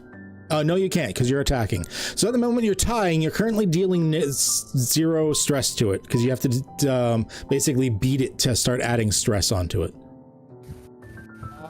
Is there any? Can I only invoke one aspect, or can I invoke nope. You can't invoke the same aspect more than once, but you can invoke multiple aspects. You just keep bleeding out fate points as you do so. Okay. So I already bled out 1 fate point for doing that one, right? Yeah. Sorry. Okay. Oh, no worries. You just experimented. Yeah, in that case, I might as well bleed out my last fate point just to try and pull off this completely epic thing. I'm actually going to invoke Cats Are Liquid as, with my shadowy presence, making me only like half physically there, allowing me to snake around all the tentacles and other obstacles to get right at the heart. Okay, all right. Yeah, not a problem. So you are going to do Cats Are Liquid, getting yourself to basically two shifts of stress that you are currently dealing. So as a result, I write this. Where's my?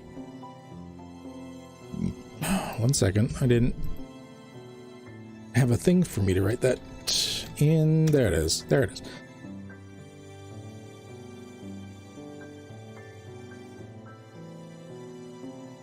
Okay. So you have managed to deal 2 stress to it, basically. I mean, you scrape your claws around it, and despite the aura attempting to strip you of your shadowy nature, you get around the tentacles and manage to hold on to it just enough that you're able to slash at this thing, actually marring a little bit of what appears, or what it feels almost like a glass or crystal inside, intermixed with some sort of stone-like metal of the work around it that leads into the fleshy bits eventually. As a result, you kind of chip away at it and create like a mar on the side of it. I mean, if a giant crystal could look surprised, it would. Back into the nothingness, you bloody ball bag. What did he right. say? I don't even know. Even the giant like eldritch entities like, what? Grigori is going to activate his shadow armor to give myself some armor for the rest of this scene. Okay, more shadowy goodness. Yep, I go all black, and my eyes turn into like dark black holes of nothingness. Okay, there's no roll for that. It just happens, right? Yep, shadow armor that doesn't have a roll for it. It's just I fill my lowest mental consequence. Okay, all right. Activate it. So. Yeah, well, I mean, we're not using the separate consequences. You just have the extra like consequence or whatever. Okay, and then you get you don't have specialization in, so you get a +2 to you, like a 2 armor basically. Yeah, I get a 2 armor for the rest of the scene, and then I'm just gonna kind of like try and protect people as they flee. It's like I'm gonna try and put myself between, you know, the creepy eldritch horror and the other cats here with me. Okay. Try and protect them as they get the hell out of here. So your main thing right now is you're making the armor. That's like your action. Yeah. So you basically to stand in the way of things as like a bulwark. You go there, and once again another cat suddenly having this shadow appear over them, despite the light attempting to beat it back, and this like plating of armor, just like it's almost like in the 80s Batman movie when the armor like goes over the car. It's like I almost picture like a shadowy version of that. You're like the Batmobile as you protect yourself. All right, Catmobile. the Catmobile sounds great. Fits. Great spawn. Am I allowed to communicate with the gentleman on my back? Yes. I can't see why not. Okay. Fitz says to Boblin, Where to, boss? boss? Boblin's is be right back. Oh, I didn't see that part. Boblin is still coming to from the astral realms and is seems to be sleepy. He's napping. He's full loaf on your back. You don't have to hold the key down when I'm talking. Oh, sorry. We're getting echoes.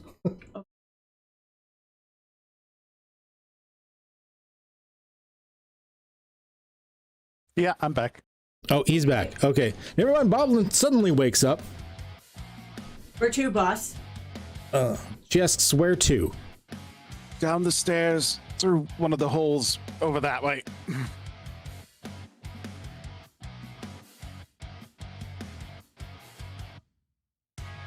Okay, you're gonna attempt to be slippery with it, yes. to get yourselves out there. Now you're just trying to get yourselves out. You're not trying to like create an advantage to get anyone else out per se, right? You're just trying to get out right now. You're not assisting any the group as a whole. You're just trying to get yourself out.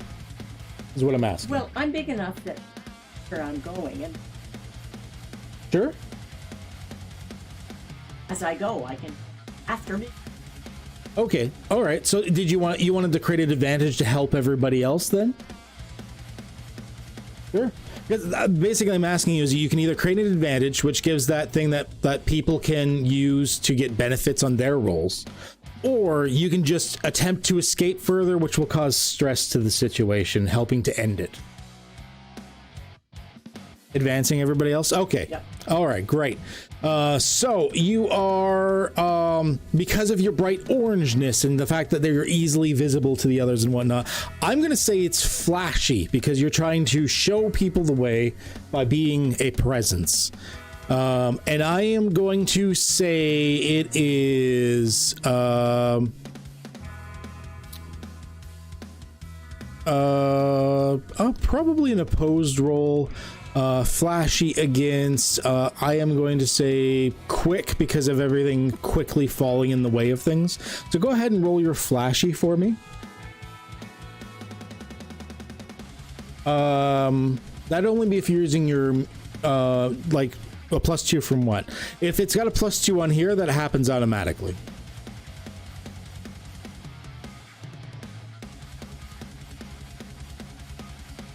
Oh, from your... I should open your character, eh? That'd probably be helpful. That's from... Right, you have slippery little bugger. Right. Well, you're trying to create an advantage right now, not overcome something. You're not just trying to get past an obstacle, you're trying to help everybody else. So unfortunately, that probably wouldn't apply because you're creating an advantage, which is another type of roll.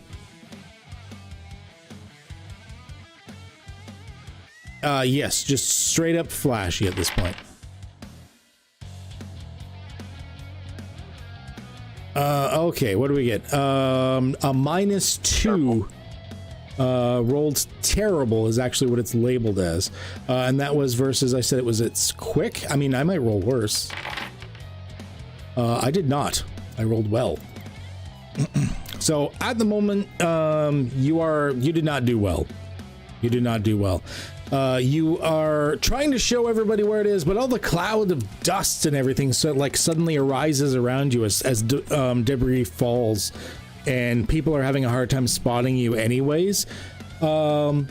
Is there something we would like to spend a fate point on to try and make your life a little easier? I'm going to give you suggestions, of course, because I wanted to help you.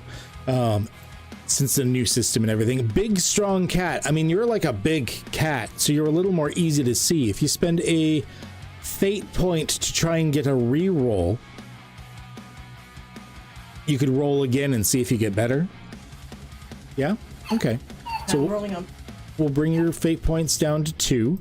Roll a flashy one for me again. Maybe you'll get closer, and then we can see if we can up it. Okay. You rolled better. You're only 2 below it right now. So you can either attempt to invoke something else to try and meet it, or you can just succeed at a major cost. One of the well, that's your stunts. Like when I say invoke, I mean one of the aspects, like either your character aspects or one of these scene aspects. Oh, I clicked show players. That should have popped up for you unless you closed it. Is it? Did a window not pop up? Yeah, no. This. Oh, that's... Yeah. Just don't close it. These are all aspects on the scene as well. You could invoke one. I wouldn't suggest using one of the free ones because that's not going to get you anything net gain. Zeke the Juggernaut. You can. How would Zeke being a Juggernaut and clearing things help you show people the way? Is it just because? Oh, okay, because he has cleared enough that you could probably be seen easier. Okay, now you can use one of the free invokes, but I wouldn't suggest it because you're going to give a non-free invoke in the way. It's just not worth it. Net gain. What I would suggest is spend a fate point to do it. Yes. Okay. Okay, so you spend a fate point. You are now tying, so you can succeed at a minor cost, or you can attempt to boost it in some other way. A minor cost isn't usually that big of a deal. Minor cost? Okay. Yes. Okay, so we are going to add a new aspect here as an advantage. We are going to say Fitz is a beacon. Make it green. Tag scene. Excellent. Okay, Fitz is a beacon. There's no free invokes on that. Earn some fate points, and then as a minor cost, and it's just a minor cost, I am going to give myself 1 extra boost on the horrors are everywhere. Because as you show yourself as a beacon, that attracts more of the horrific things towards the group. All right, moving on. Shoehorn. All right, Shoehorn's looking for an escape. So, is there a ledge along this building? Like, is there like a ledge where there's like sconces and like lighting or candles would be lit, or perhaps maybe the rubble has caused like some high ledges along the edges? Oh yeah, mixture of it all. It was such weird architecture in the first place. There was already lots of fun places for cats to climb and jump to, and now there's even more that the architecture is actually crumbling. Perfect. So Shoehorn's going to jump up to like these high ledges and use that as his route to get the hell out. Okay, all right. And are you just flat out trying to escape, or are you trying to help people in some way? Nope, just running. Just running. Okay. And you're being, I mean, you're kind of being clever about this, I'd say. Trying to go up to a better, like clever or careful, you think? Which do you think would probably be better? If it's careful and clever, it doesn't matter. So, I guess clever, it doesn't matter. It's the same with the 0. Okay. But I do have the stunt Tree Cat, which means I have a +2 to overcome actions if I'm on a chase across rooftops, trees, or similar high areas. Now, there's no obstacle you're overcoming at this point. Basically, you would be doing this to cause stress to the scene to try and end it. So it would just be a straight up careful or clever roll. Now, I would say it's, I would say there's lots of ledges around, especially now. I would say it's a 2 that you're trying to hit. Okay. A word for a wise. That is not known as noodle.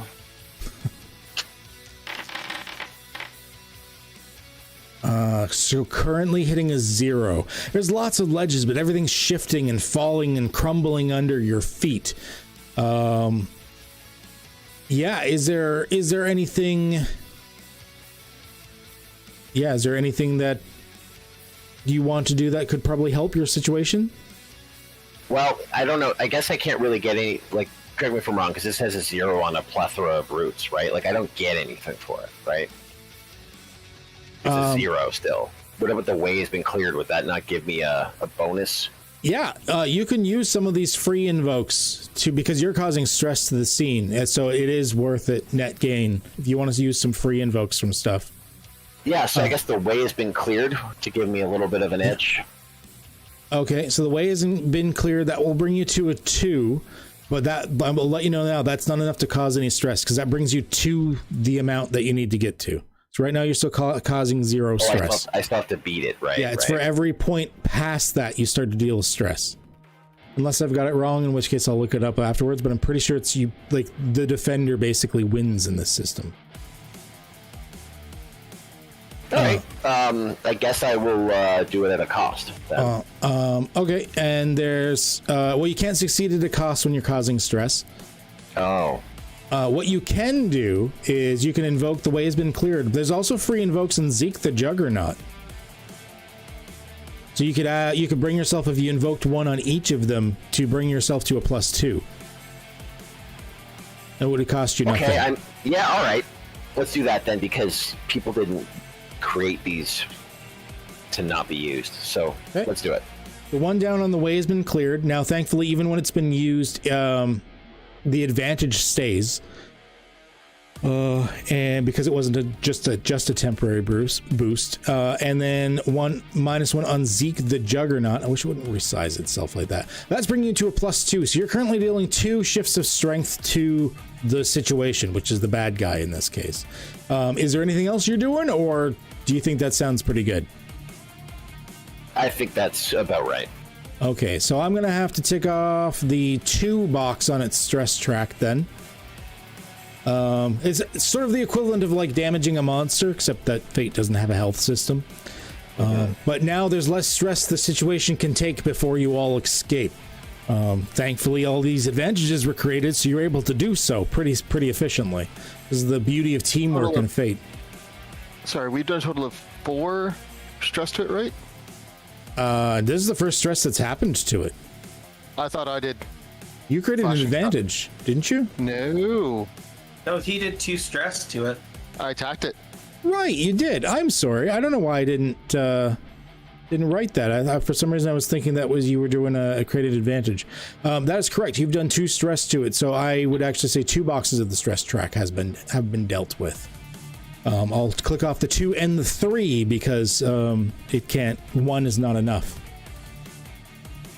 It's 2 points. So yes, it is. You guys are getting there. You are able to No, you did 2 damage of. No, never mind. You didn't.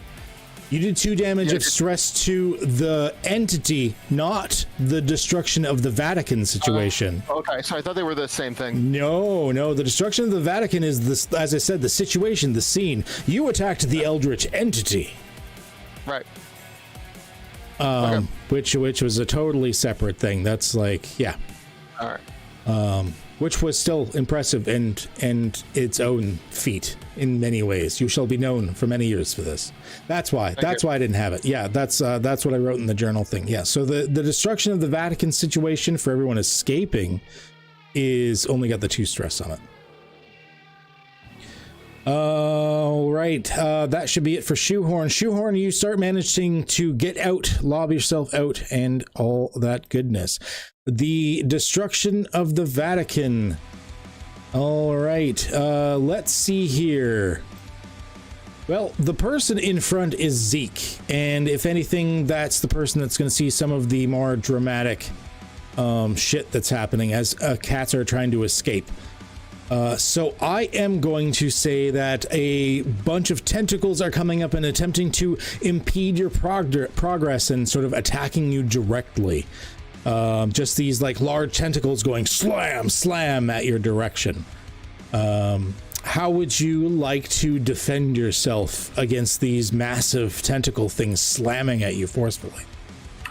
Zeke's going to do what Zeke does. He's going to plow through them.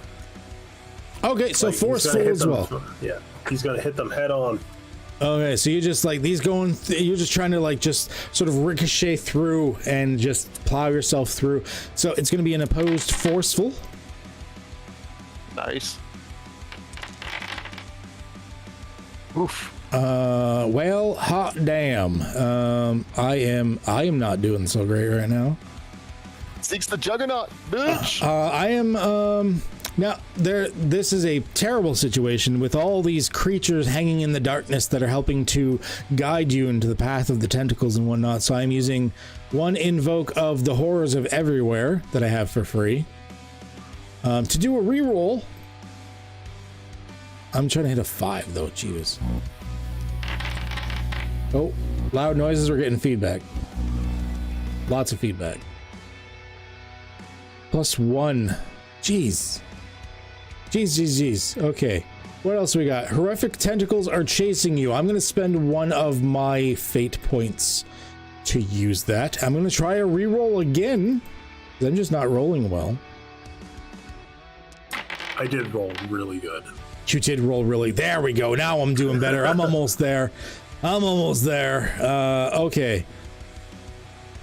I am going to, let's see here. What else we got that I could, I mean, the vault is crumbling, isn't it? Isn't it? It is. So I am going to bring myself up to a +6 with the vault is crumbling, spending another fate point.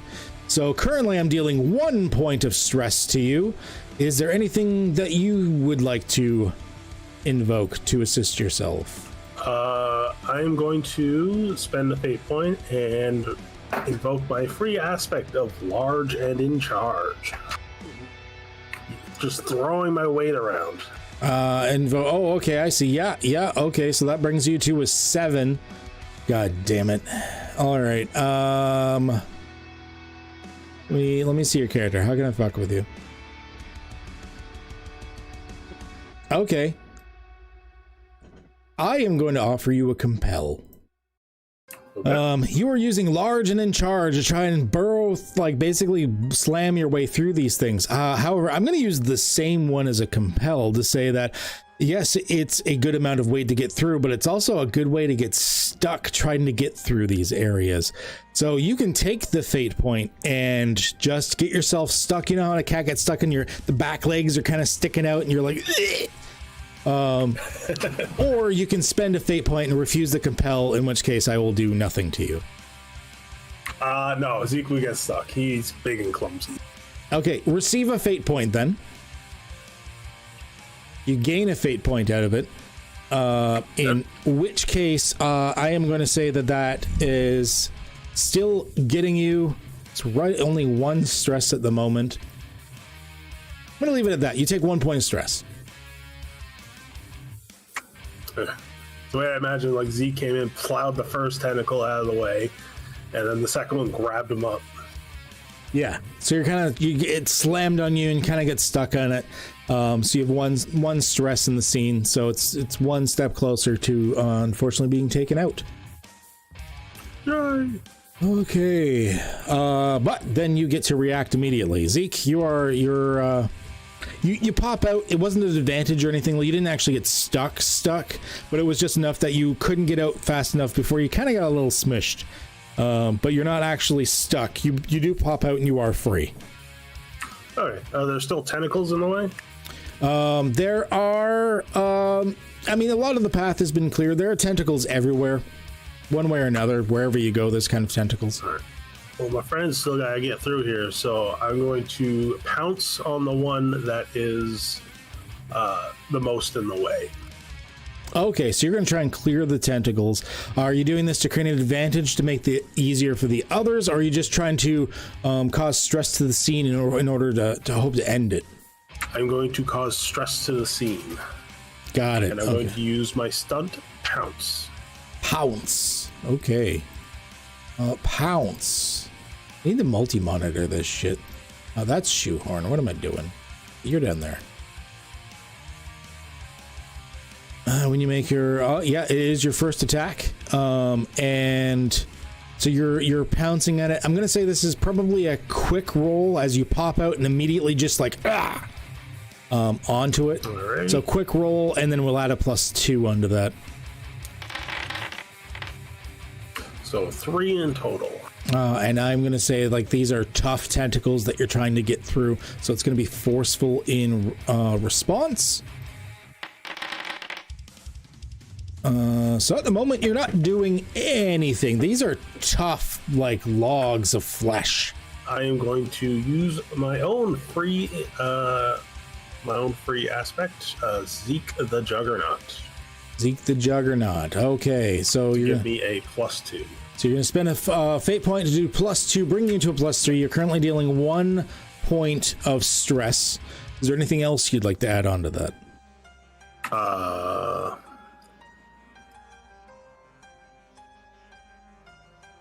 Didn't Pounce add a +2? It did. Yeah.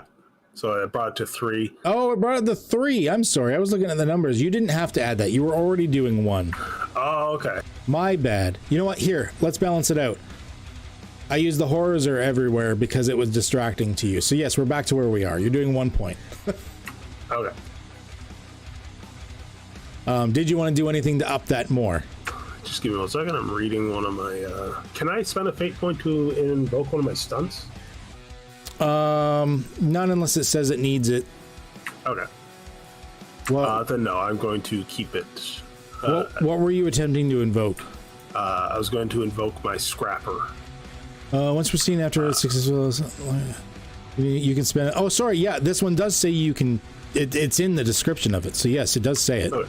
If you do so, that must absorb it with a mild or moderate consequence if it has any remaining. Okay. Yeah, you can spend a fate point for that if you want.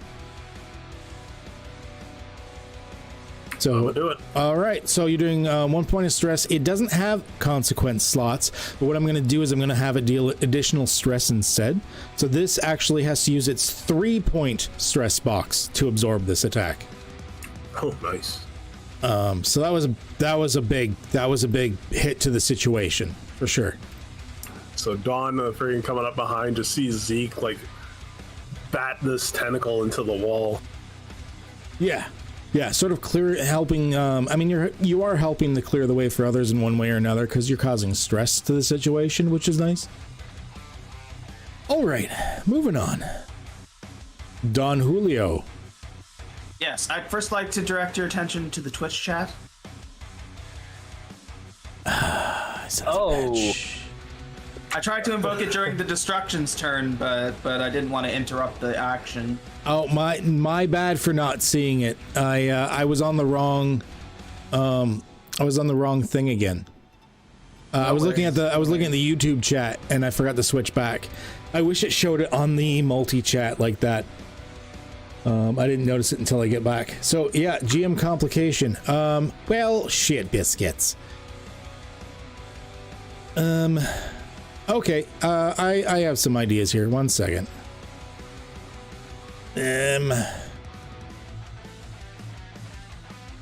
Okay, I got an idea.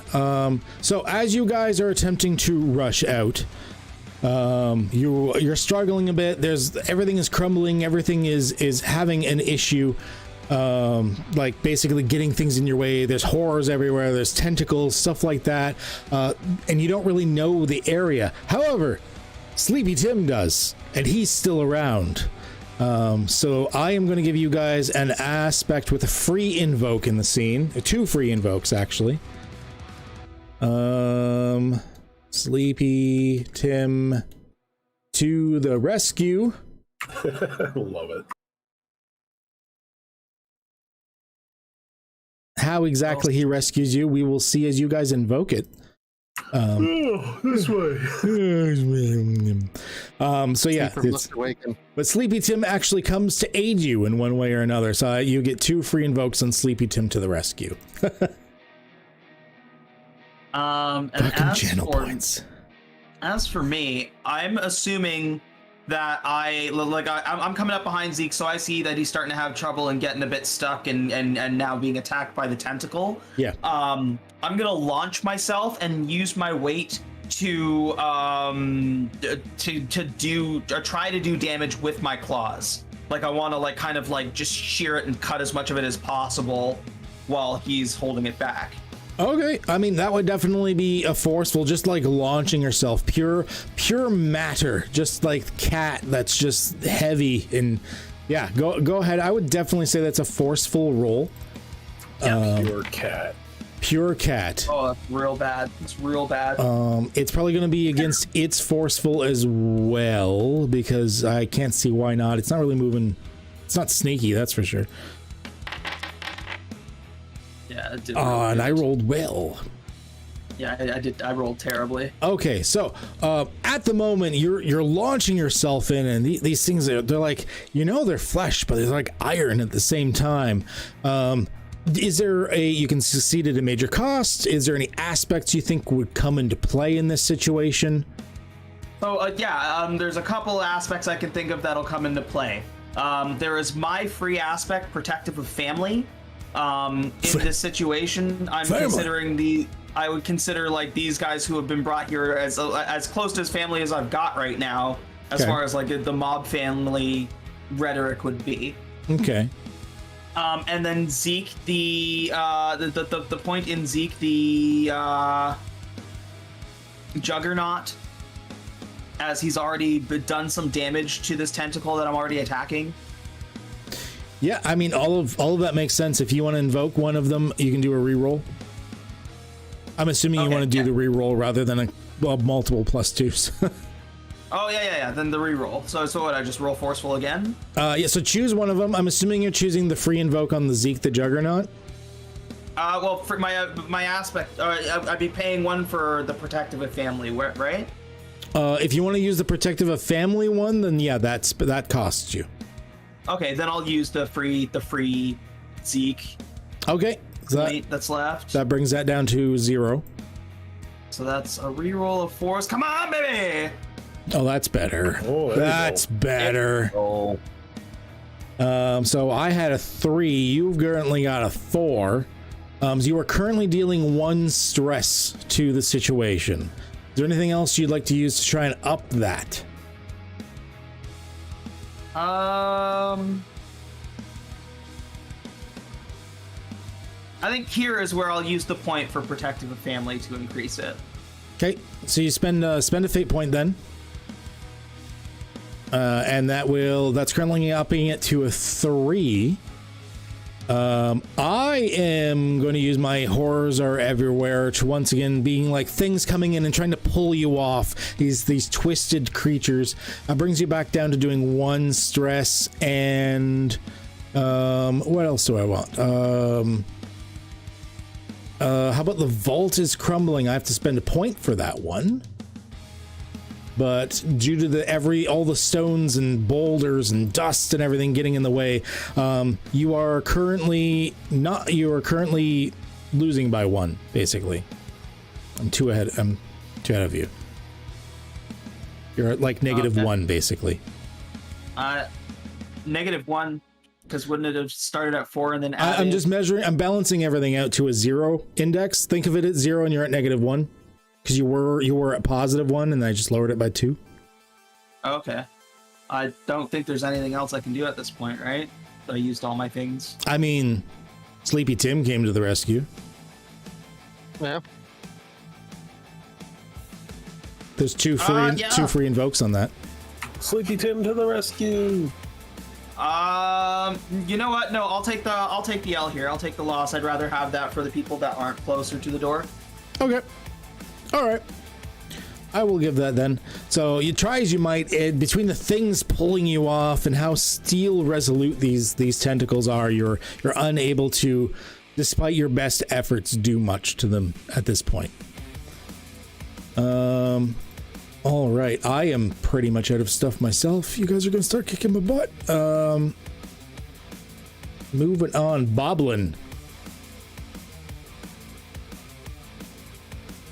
Boblin? Oh, it helps if I unmute myself. Woohoo! Boblin's turn. I am still astride Fritz. Yes. And all right. Yeah, I think that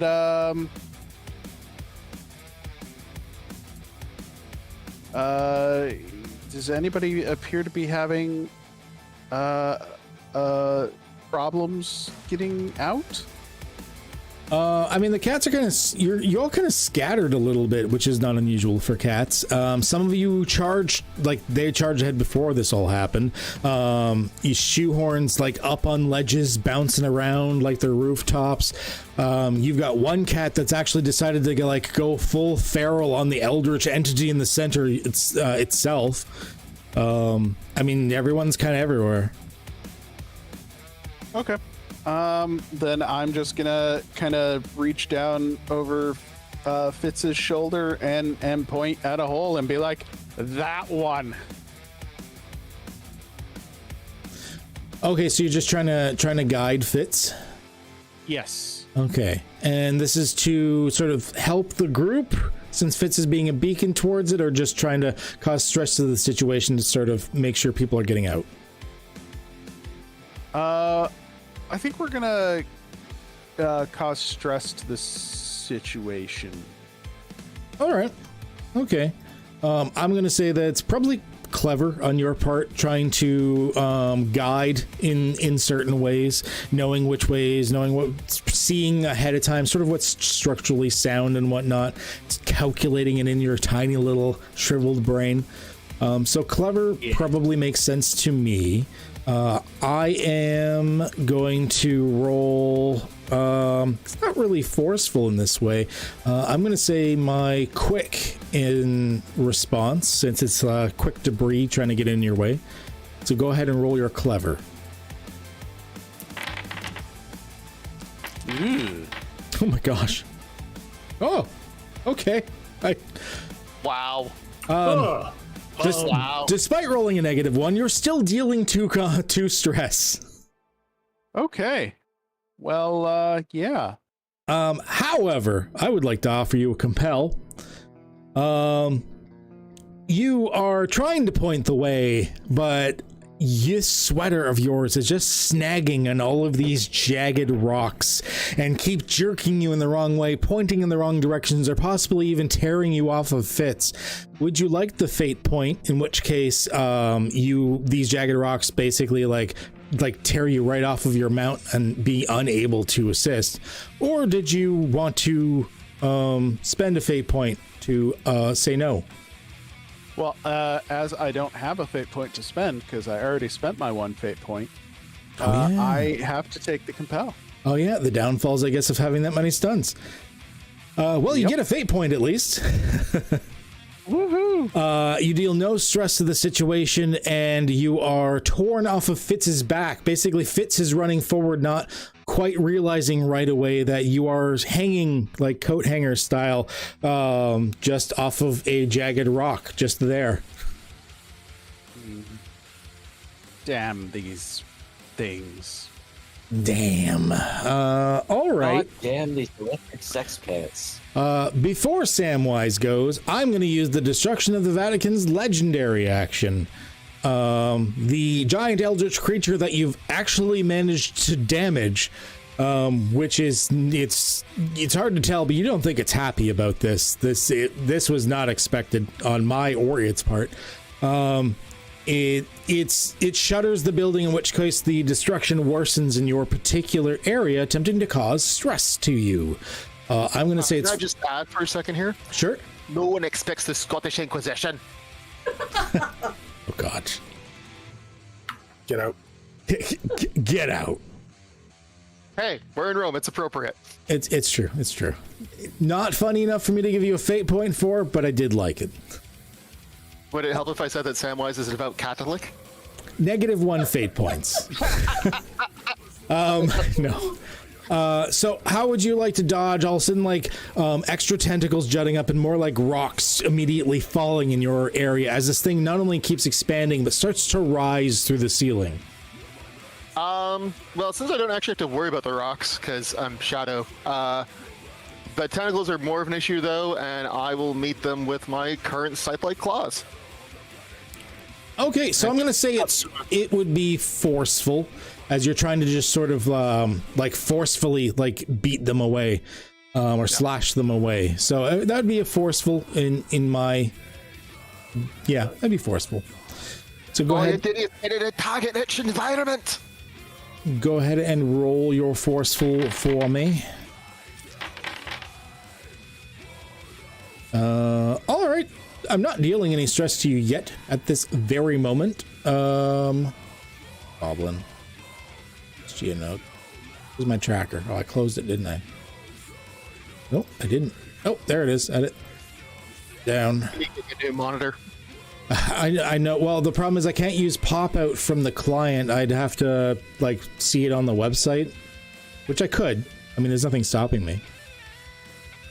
Well, but pop out doesn't work from the client, unfortunately, which sucks. I wish it. Hopefully that gets updated. Maybe they'll do it eventually. Okay. I have 1 fate point left. I want to do shit to you. So, I am going to say I'm going to use it. I don't have any free invokes left on the horrors are everywhere. So I'm going to spend a fate point to these horrific entities come out and also begin to sort of, they are spiritually bound and are able to jostle you around, trying to get you towards everything that's going on there. So I am currently dealing 2 points of stress to you. I would like to invite Sleepy Tim to the rescue. Well, shit biscuits. Okay, Sleepy Tim to the rescue. Sleepy Tim is basically just going to turn off the lights in here, increasing the strength of my shadows. Oh, so Sleepy Tim, he just, you see him like lazing on the side and he goes, ugh, and he like with his paws just like puts out a candle. Yep. Okay, I am once again dealing no stress to you. Well, shit biscuits. You know, I'm just gonna give that to you. Okay, I did nothing to you. It's now Samwise's turn. Yep. Yep, Samwise has gone full Scottish Berserker mode, so he's going to continue on, trying to crack this thing open and tear into it. Okay. You jump up on some ledges to do so. It's still in the same zone. I'm not making you travel, or it's like the next zone over, which doesn't cost you anything. You're still able to get it, but it is starting to rise through the ceiling. You imagine much longer, and you're not going to be able to follow it. Just going to have to try and sink my claws as deep as I can and hold on. Yeah. Okay. Go ahead and how are you approaching this? So I'd say probably forceful at this point. You said you were sinking your claws in. We're not going full maul. Okay. All right. Yeah. This thing is, I mean, it's rising. I'm going to say it's the same roll as last time. Go ahead. That was not good. Oh, it helps if I click fate dice to add it. Thank you. There we go. Yeah, that was bad. That was bad. So you go to claw in and just like a tentacle just like is swatting you to the side at this moment. I mean, you can succeed in it. Oh, no, you can't because it's an attack. It's stress. Never mind. And I don't have any fate points. Yeah, you don't have any. Okay. All right. So at the moment, it is just swatting you to the side. You managed to strike it once, which was thoroughly surprising, but it's ready for you now. and it knew you were coming in, despite the shadowy form. Even with your additional +2 I was giving you for like the magical shadow claws in this particular case, that's not nearly enough. Yeah. If it was close, I was going to actually ask if that was still applying or not. So yeah, no, I was going to give it to you, but that's not enough. That's a horrible roll. You need like 5 more points, 6 actually, because you got to get above it. So yeah, okay, moving on. It was a good try though. If you had hit it again, oh boy, imagine if you actually defeat it. I'm like, well, there's the campaign. Grigori. Let's see. Pretty much everybody else is gone. I'm gonna try and grab Sleepy Tim and help him get the heck out of here. Okay. Together. Sure. Let's go, Tim. Let's get out of here before everything crushes us to bits. All right. And you Cockney lunatic, get the hell out of here. Who the fuck you calling Cockney? Okay, so what do you? I didn't understand that. Basically, I'm gonna like coax Tim along and just try and book it the hell out of here. Okay, and are you trying to create an advantage for people? As I go, I want to make sure Tim can get out of here. So yes, I will create an advantage, I guess, so that Tim and the lunatic can get out of here. Okay, creating an advantage. Let us see here. So I'm going to say that's flashy because you're basically yelling at people and trying to get their attention and things like this. So I'm going to say that's flashy, and it's pretty loud. There's a lot of shit going on as you're trying to sort of direct traffic. I'm going to say that is a 4. Oh, that's not great. Well, let's... Yeah, 4. Let's see. I've got fate points. Ouch. Okay, let's see. What can I do with this here? I think we used up all our good roll. There's one Sleepy Tim to the rescue. Yeah, there's left, one Sleepy Tim left. which would be ironic since you're trying to rescue Sleepy Tim right now. It's still usable. You explain how. Yeah, it's still usable. It's just ironic. Yep, I'm just trying to think of the best way to do this. You know, I'm gonna burn a couple of fate points. Or I'm gonna spend 1 fate point to re-roll. Okay. Actually. Oh, invoking what aspect? Fearful of failure. Okay. Like. So let's try this again, hopefully without sucking. There you go. There you go. You're getting you're much closer. So fearful of failure, realizing that your voice is not getting through. You nerve wracked. You bellow forth with a bigger tone and a bigger voice, but it's still not quite reaching them. All right. So that's that one. I will pay 1 fate point, add a +2 from Fitz as a beacon to help me see the way through the darkness. Okay, yeah. So that brings you to a 4, which is what you needed. And yeah, so that spends the fate point. Fitz is a beacon is what you'd be spending to get there to direct everybody. We're nearing the end here. I want to be kind of harsh on you guys though. So fear of failure helped you bellow, but at the same time, that fear of failure, you've had issues with this in the past. And sometimes fear of failure, even when you're in a bad situation where you would normally fight or flight, there is a third option, freeze.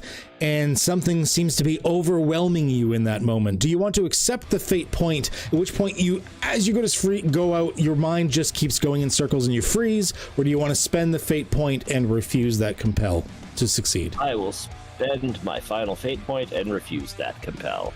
All right, making you spend them fate points. Hell yeah. So in which case you do succeed, you're going to create the advantage. Creating another advantage for people to use. What would you like to call this aspect? Did you want to add boosts onto an existing aspect? Because that's also an option.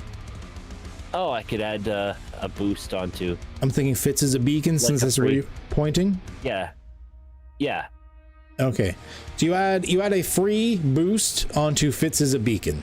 It adds 1, unless you succeed with style. Then it actually adds 3. Yeah. No style that time, just regular. So you're pointing at Fitz, being like, "Don't forget Fitz." Sweet. Follow the big orange one. Fitz is easy to see. Speaking of Fitz, what is Fitz doing? Fitz is going to go back and grab Boblin by the neck of his sweater, lift him off the ledge or the pinnacle, whatever he's stuck on, and run back to the hole with him. Okay, all right. I'm going to make this easy. I'm going to say that you're probably just trying to cause stress to the scene, helping people escape. Or just generally trying to escape, rather. Okay, so, what would this be? Careful? It's not really forceful. Quick? Yeah, quick. I can see quick. You're trying to do it speedily. Yeah, go ahead and roll me a quick, and you're going to be doing, well, I mean, it's versus this. So you're trying to dodge things. I'm going to say it's versus it's quick as well. You're trying to dodge around things and get out quickly. Yeah, so go ahead and roll your quick for me.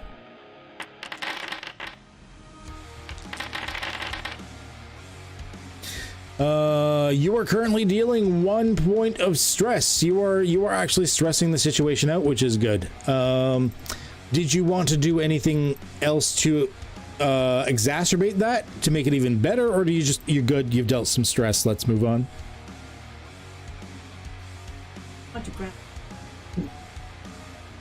Yep, you're succeeding, but you have the option to succeed even better. You're gonna in Fate. There's not just succeed or fail. There's degrees of succeed and fail. Right now, you're dealing 1 point of stress to the situation. You're like it only has so much scene impact. Think of it like the hit points. It's almost like you're dealing damage to its hit points. You're dealing stress to the situation. Can I step in and make a suggestion here? Of course. Yes, yeah. Yes, please. You are a beacon, so you could probably narratively invoke that as you are leading the way of those of us who have not left already. Yeah, it's got a free invoke on it. I think you're holding the key down. Let's do that. Okay. All right, so that means 3 points of stress you're currently dealing to it, which I have to use the 4 box for because the 3's already been used. So shit, that is a lot. You've almost managed to lead people out of the falling apart catacomb area. With Boblin. With Boblin. Boblin is currently probably crawled back on your back when you sort of whipped him back, like with your teeth. You've got him in, and then you sort of whipped him back on your back so you can run easier. And that way Boblin can do his thing. Shoehorn. Besides the severity, you could probably just hold him like a kitten by the tuft of the neck. That works too small enough. I was thinking. Okay. Yeah, you can do that. Sure, you're still holding on to him, so he's there, just being carried. Sure. Shoehorn. Okay. Can you hear me all right on this device? I switched, by the way. Oh yeah, you're more distant, but I can hear you. I'm more distant. Jeez. Okay. Well, anyways, at this rate, just about everyone's out now. I guess I'm just gonna completely haul ass and leave. Okay, so yeah, it sounds like you're causing stress to the situation. Quick roll kind of makes sense. You're going, just giving her.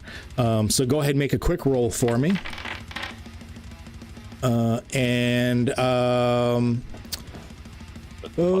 There's a display of monsters in your way and everything happening. I'm gonna say it's flashy for the destruction of the Vatican as you're 80s style trying to get out of a building that's falling apart. You're currently dealing nothing to it. I will let you know now, if you can manage to boost this in any way to deal a little bit of stress, then this will be the clincher. Well, to we still have a Sleepy Tim point here? Yeah. Yeah. Sleepy Tim's still helping out. I'm trying to think how he would though.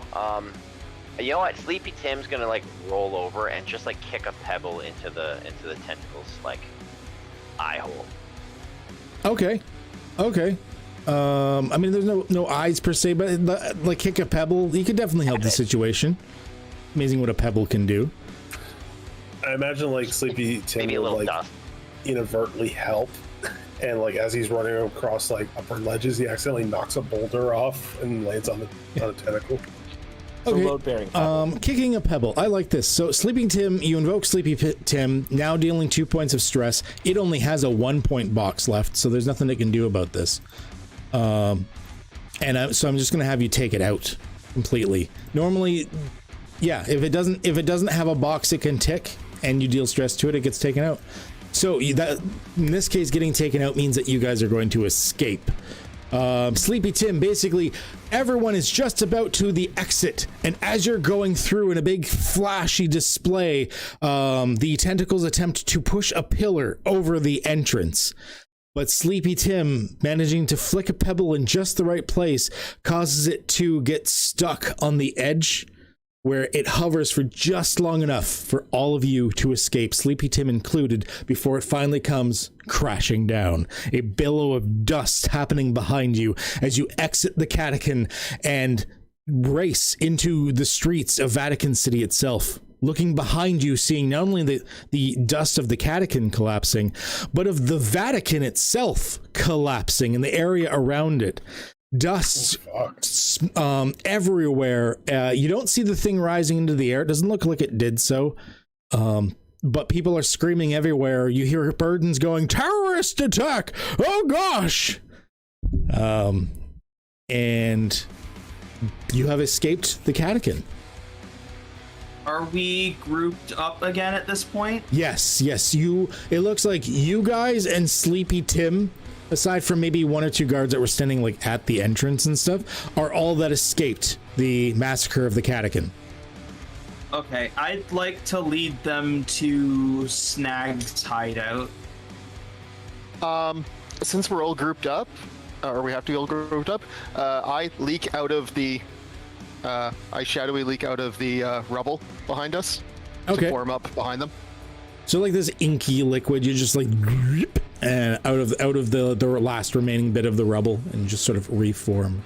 So we are going to leave that there for tonight. Basically, you reform. The group is together. There is a suggestion of the only quote-unquote friendly face you know of in the city to go to, and that is where we're going to leave the Secret of Cats for tonight. Awesome. Thank you everyone for joining. It was a fun session for me. I wanted to showcase a particular type of combat to show that you don't always have to fight a creature. You can fight a situation. Although you also found a way to fight a creature at the same time. Which let me tell you, it shocked it, and there's going to be both benefits and repercussions for you in the future for that, because I got to reward that ballsiness for sure. Eldritch Horror will remember this. It will remember. It's like an elephant. So thank you anyone watching. Don't forget, like, subscribe, all of that good shit. Thank you for everyone that has viewed the stream for tonight. We'll be back next week as usual. For those that are wondering about the Sunday campaign, Postmasters of the Universe, there's no stream this week because several people were busy, and so we have to postpone it until next week. So no Postmasters of the Universe on Sunday. If you're wondering what that is about and you haven't seen it, go watch episode 1 on the YouTube channel. And I think that's about it. Stay healthy, stay safe, and have a good one, eh? Like and subscribe.